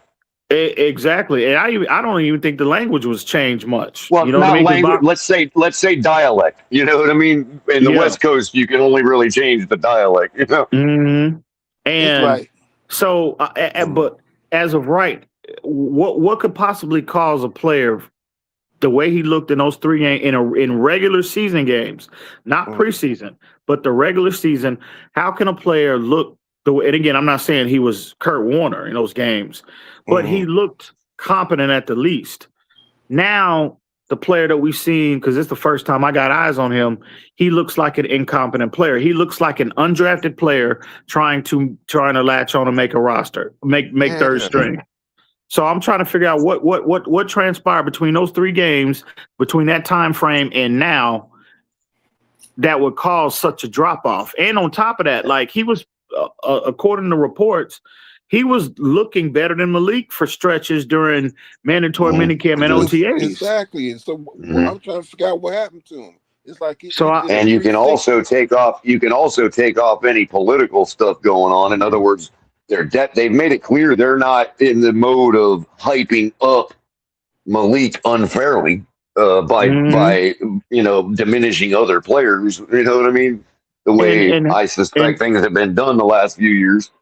And Hafley, because I brought this up too. I said, well, he looks like a player that it looks like a player that's pouting, that he's deliberately trying to get traded or cut so he can go somewhere else. I was just going to say that, but I thought I was going to say that, but it sounded a little too off. You know what I mean? No, bro, that's what he looks like. That's what he looks. It's like he's out there and he don't give a fuck. It's like he just don't give a fuck. Well, the pushback that I thought you would give me if I would have said that. You want me to go ahead and give the pushback that I thought you would give me as pushback to you? Mm-hmm. Just to be fun with it. You don't do that when it's preseason, and the whole idea of preseason is to put good tape down for other teams. So if you wanted to get traded and you already know you're the number 2, you would be performing. That's fair. That's a fair point to make. That's what I thought you would have thrown at me if I made the same thing. So I'm just, we can both take either side. You know what I mean? Yeah. Like, that's a fair point to make. You know what I mean? But he just looks and again, he just looks like he don't give a fuck. Yeah. It's like he's not even. He's like I don't his will is broken. Like his will is broken. Yeah, that's why I'm hoping it's something physical that's ailing him right now. You know what I mean? It might not be significant enough for him to, miss games and to sit out, but something is just not right with him. I don't know what it is. And Maybe he looks. suspects. Maybe he suspects another Texas quarterback is coming this way, and he doesn't want to. He doesn't want to play that game.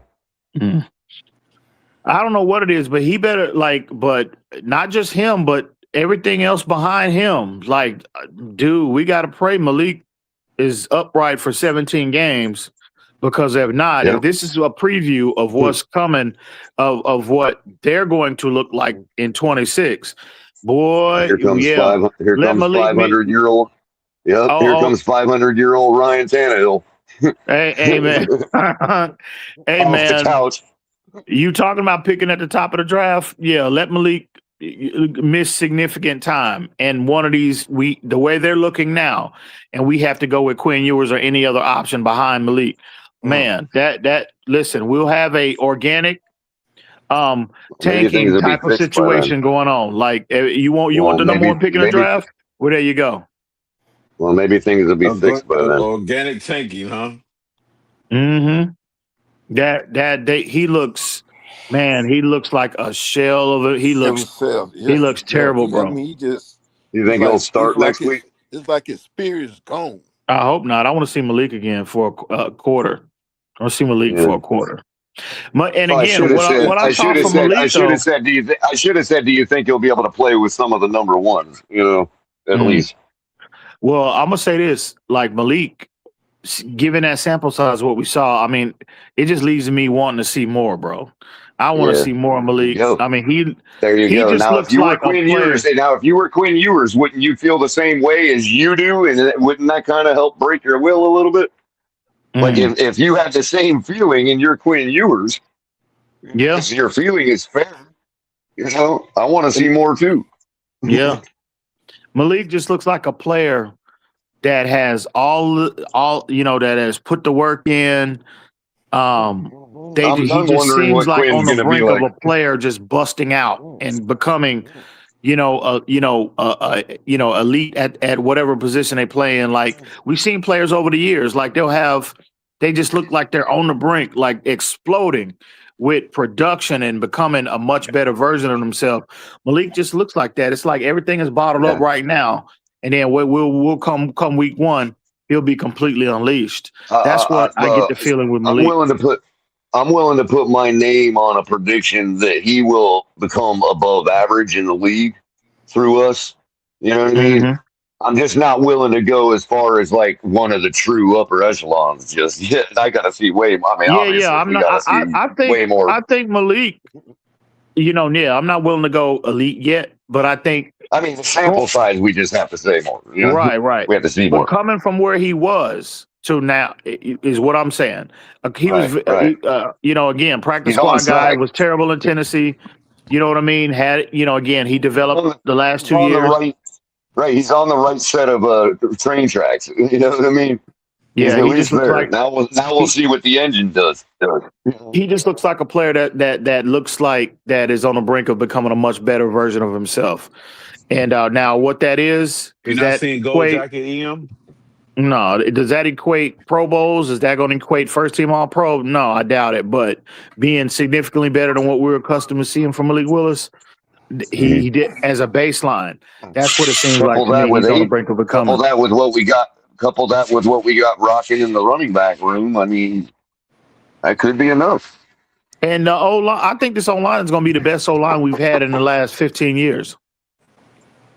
I mean, I really like our running back room, bro. Yeah, I know Ollie had an issue last night. I'm telling you right now, I'm willing to say that. I'm willing to go out on a limb and say that, and y'all can clip. You know how y'all love to clip shit up. I could be wrong, but I am audio for this one. Yeah. Save that audio, right? just like in August last year when I told y'all what San Antonio was going to do. But y'all don't want to go pull that up though, crypto. But that's a whole nother conversation for another day. But I am.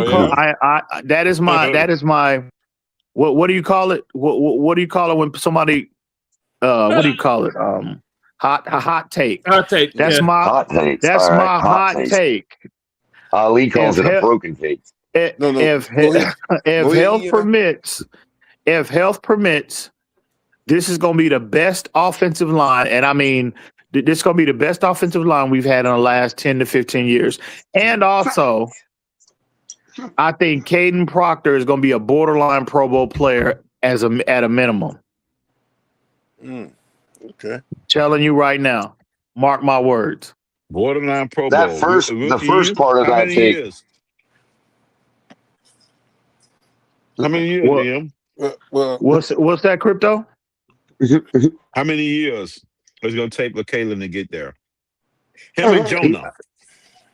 I think he can make it. I'm just using that as a baseline. I would not be surprised if we look up and we see guards and O linemen make the Pro Bowl all the time in their first year. Well, EM, I won't speak about the Pro Bowl, but the first part of your take, bro, did you have to go to Cambridge to figure that out, or did Elon tell you that or something? I mean, how hard was that to figure out, bro? Well, there's still some. Well, I'll say this: there's still some uncertainty.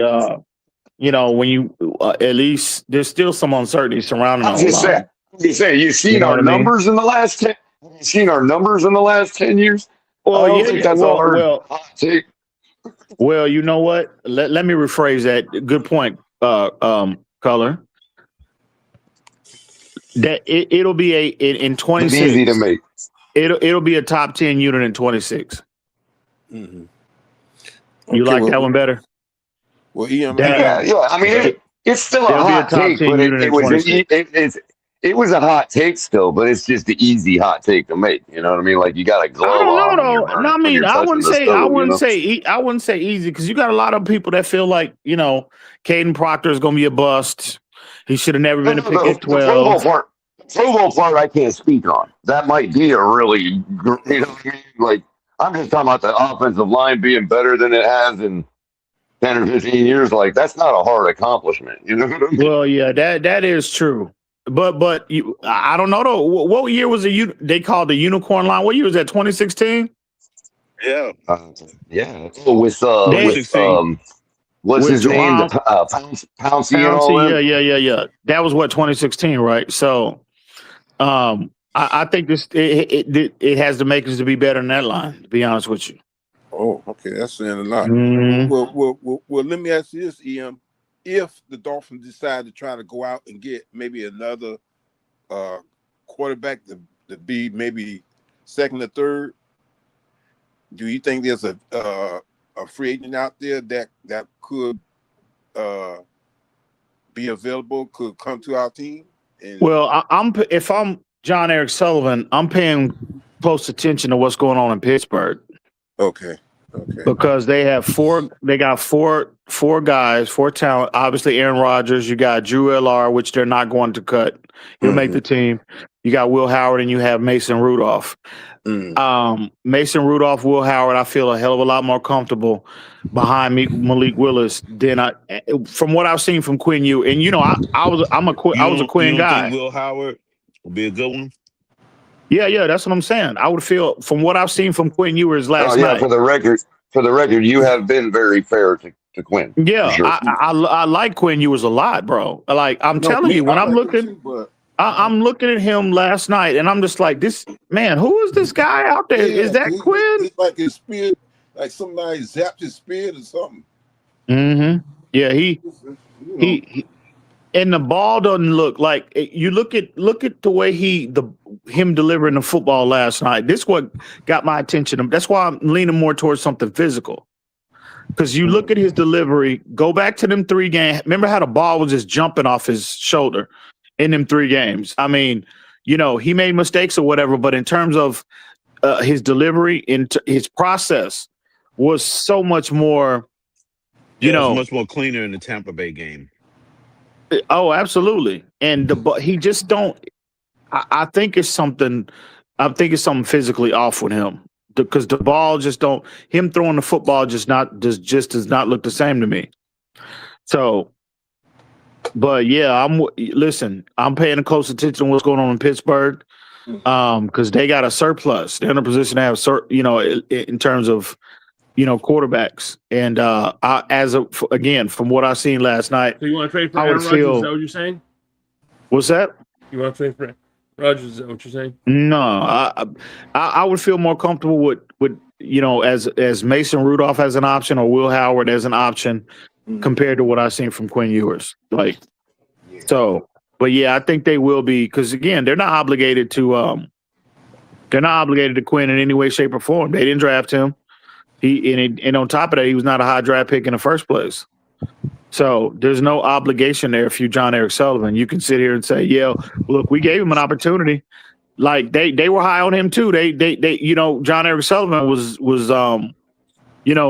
he mentioned in his introductory press conference when they brought up Quinn Ewers to him, he said, I got respect for him. He looks the ball comes out of his hands a lot better than it did at college. And he said those 3 games, you just can't discount, going from where he was to being thrown in as a starter for those 3 games and to handle and conduct himself the way that he did. You can't just discount that. So they let you know from the jump, there was intrigue there. Like they just wasn't going to say, well, fuck him. He was, we didn't draft him, So there was an opportunity there for Quinn, but it just doesn't look like he's taking advantage of it to this point. Just don't look like himself at all. Not at all. But something needs to be done at that position. If the goal is to truly be competitive, you got 15. I think you got 15 million in cap space, so money is not a problem at this point. If you truly want to compete, how bad the second string, the number 2 and the number 3 has looked. You need to do something at that position, and I mean, as soon as possible. Yeah. So. Craig Sebring says he wants Mason Rudolph, which surprisingly, because we all know Craig Sebring likes quarterbacks from Alabama. Right, Craig? But no, yeah. Yeah, Craig is a Notre Dame guy? I think he's a Notre Dame man. Yeah, Notre Dame guy. Yeah, but we definitely need to upgrade that back quarterback for sure. Anybody else catch y'all attention last night? By the way, what'd you think of? He said, "I don't know," but what'd you think of the running back room? Well, Achane is Achane. Nothing more needs to be said. He looks like he's in mid-season form. I thought Jalen Wright ran hard. I thought Ollie Gordon ran hard. There's a couple runs that I felt like Jalen Wright had a couple misreads on. But other than that, both of them ran hard. Both of them. But he fumbled the opening snap. He almost lost the opening. Yeah. Well, I mean, he's got to clean that up. But that's I'm not really too focused on that. He'll clean that up. That'll be he'll be all right in that regard. But as far as them, how they looked behind that O-line and running the football, and they look strong, bro. Both of them fast. Ollie Gordon looks like, he looked like a linebacker running the football. I mean, man, if they can, or a tight end. If they can get him going, oh man, Ollie Gordon, because I'm a big Ollie Gordon fan too.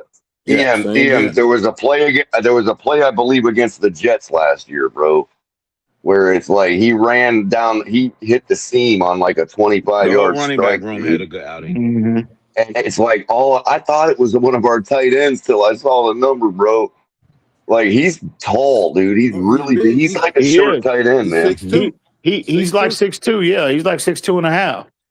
I just need Ollie. Route, no problem. I just need Ollie Gordon to run lower. The only knock on him is he needs to run lower and run behind his pads more. I'm just pointing out that him coming in the game isn't necessarily a tell of a run. You know what I mean? Because he can catch it too. Right down the seam. Play action and then just hit the guy you fake the ball to. You know what I mean? Yeah. By the way, I was impressed. I'm very comfortable in that room. I was impressed by Savanaya, actually. Jonah. Yeah, I was gonna get to him. I was hoping we would get to him. Now, Pancake 2.0. Now again, he looks. Again, it's early. It's preseason. We'll see if it translates to actual starters. Let's kind of dial down that expectation a little bit because we don't have we don't have a reference point for him, right? To compare what we've seen yesterday, like we do with Malik Willis. You know what I mean? So the level of expectation is different. So, but I will say this though. He looks more confident. He looks more comfortable. He looks like he's a stronger player. Now, I know a lot of people that were saying last year, we need to just move him back to the right side, and that's going to cure all of the issues that he had last year. Well, that's where I offer pushback, because I don't think you can say 100% of the issues that he had playing left guard was due to him playing left guard. No, I think it was the more him translating to the NFL game, the level of physicality that he faced as a rookie was the number one issue why you saw the ineptitude at the level that it was. Then you combine with him, then I think the fact that he was transitioning to another side of the offensive line, that contributed. That just compounded the problem, in my opinion. But I never felt like the position change didn't affect him. Yeah, obviously you're learning a completely different side of the line, so yeah, it affected him, but I just thought he struggled with the level of physicality that the NFL has to offer last year. So now you move him back to the right side. Yeah, he looks more comfortable, he looks more confident, but to me, he looks like a stronger player, like upper body as well as his base. So now, again, that's why I'm kind of dialing down the expectation, because he was in there against backups and we'll see if it translates to actual NFL starters before I can say, you know what, that is growth, is what I'm looking at. You know what I mean? So, but yeah, he growth or growth. But yeah, he looked a hell of a lot better than what he did. I mean, than what he did last year, because, oh, my God, was he terrible last year. I was like, wow. So we'll see. Was that ranking looking like him? Boy, my Hall God. of Fame?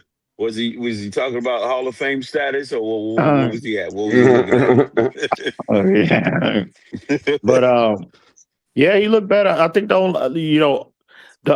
to me, what was the most impressive, a lot of the players, Paul played well, Proctor, the whole line played well individually, but look at how in unison they were. Look at how they were playing together as a unit last year. Like everything, it was like everything was coordinated. Everything was like in concert. You know what I mean? And I was like, wow, the first preseason game, and I understand they had all off season to prepare. But when you heard Jeff Hafley at the podium, and he talked about the process, it was just clean. He kept saying that everything, it was just clean. And that's what the word that comes to mind when you look at how well, not only as they were playing as individuals, but how they were playing it together as a unit. It was like, man, I was like, bro, this is different here. This looks different. Yeah. So, but it has to translate. We'll see. Hopefully it translates. And but definitely what we saw last night is a major step in the right direction. Yeah, especially, like you said. But I agree with you. Hopefully we see a full quarter this time.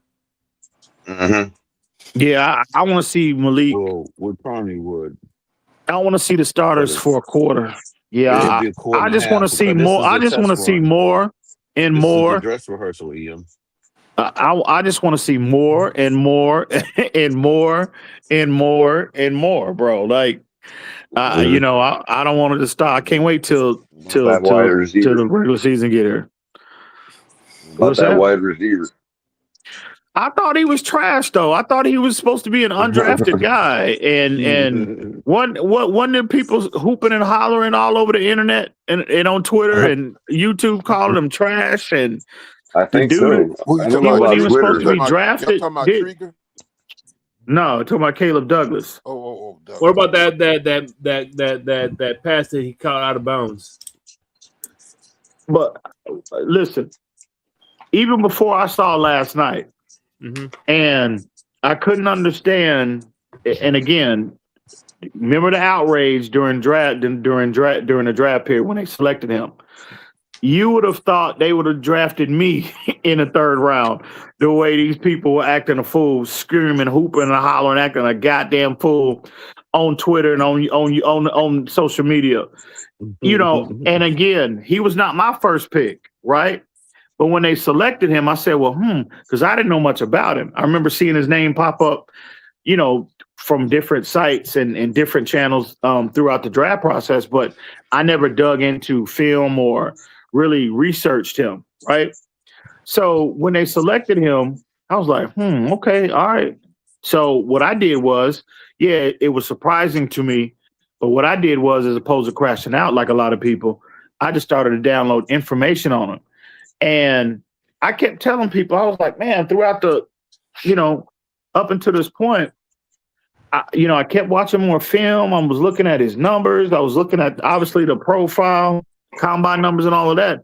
And I kept coming away saying, why is this player under so much scrutiny?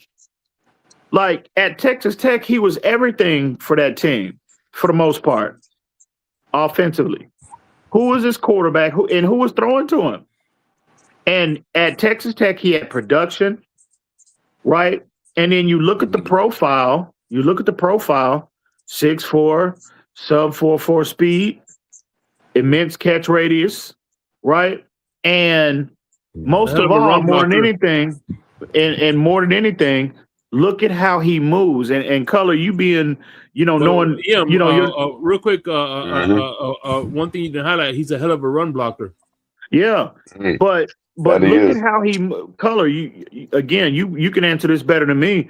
With your eyes, knowing how you evaluating that position. Look at how he moves on tape. And again, John Eric Sullivan, the first thing came out that man's mouth when he was at the podium after they drafted him, and he was giving his justification as to selected him at that point. What did he say? He highlighted his movement skills. Like a player that tall with that size is not supposed to be able to, and we're not talking about vertically. We're talking about horizontally. We're talking about acceleration, deceleration. We're talking about looking at how he comes out of his breaks, how clean. Like a player, look at his feet, and he highlighted first things come out of his bullet points were abilities. And when you watch his Texas Tech tape, you're like, damn, I just don't understand why.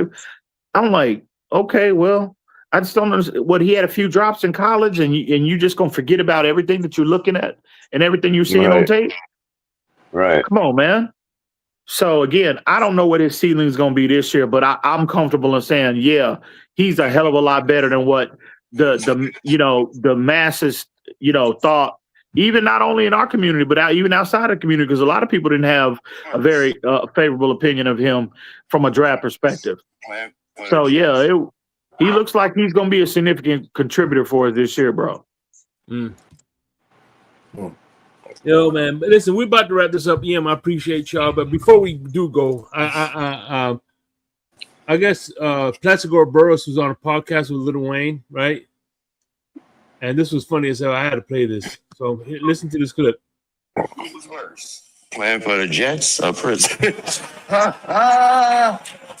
You're a dead man. J-E-T. So the both got similar because when I walked in the prison on my first day, I was like, damn, man, you are a loser. And I had the same damn feeling every day I walked through the door to the Jets. I'm like, hey, I hope we can win this weekend.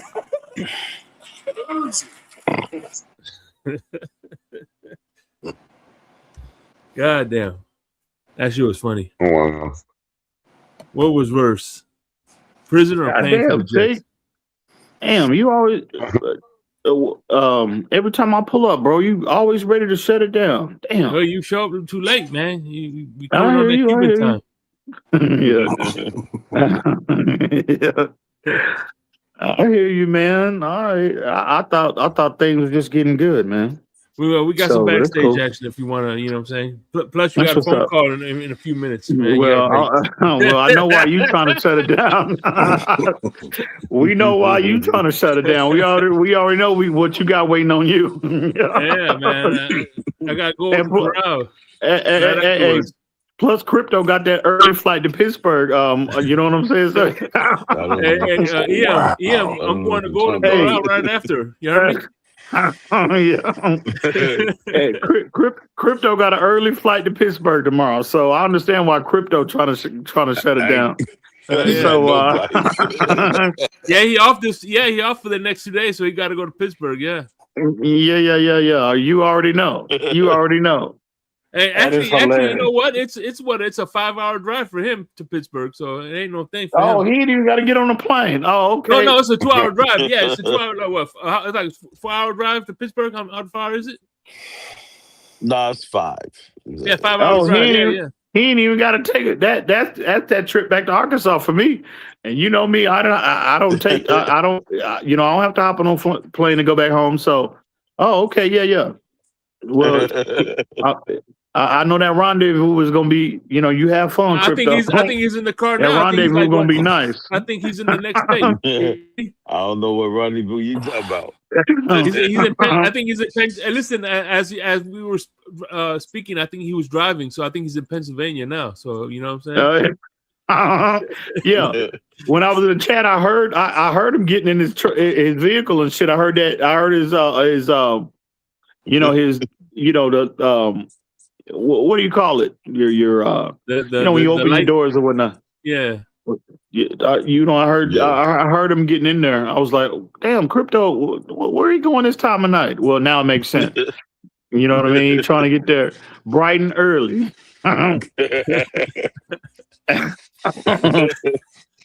Oh man, Golden Corral afterwards though, man. Either way. All right, man. Hey, listen, man. Next week we'll be back on, man. Listen, man.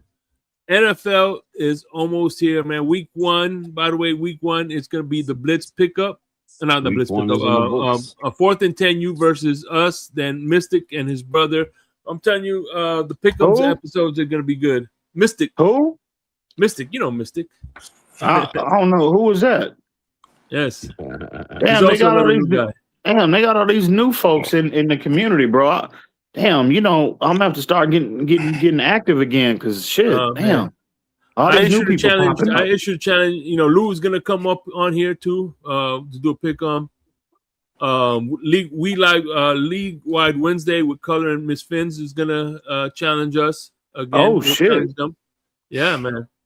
Well, I know Crypto gonna be tuned in for that. So no, yeah, he's gonna be. He's gonna be. He's one of the contestants, man. So yeah. What's up? All right, man. We'll see y'all in a minute. Appreciate y'all for coming through as always. Till next time. Listen, EM, dude, appreciate you as always, man. Thank you for coming. For sure. Yeah.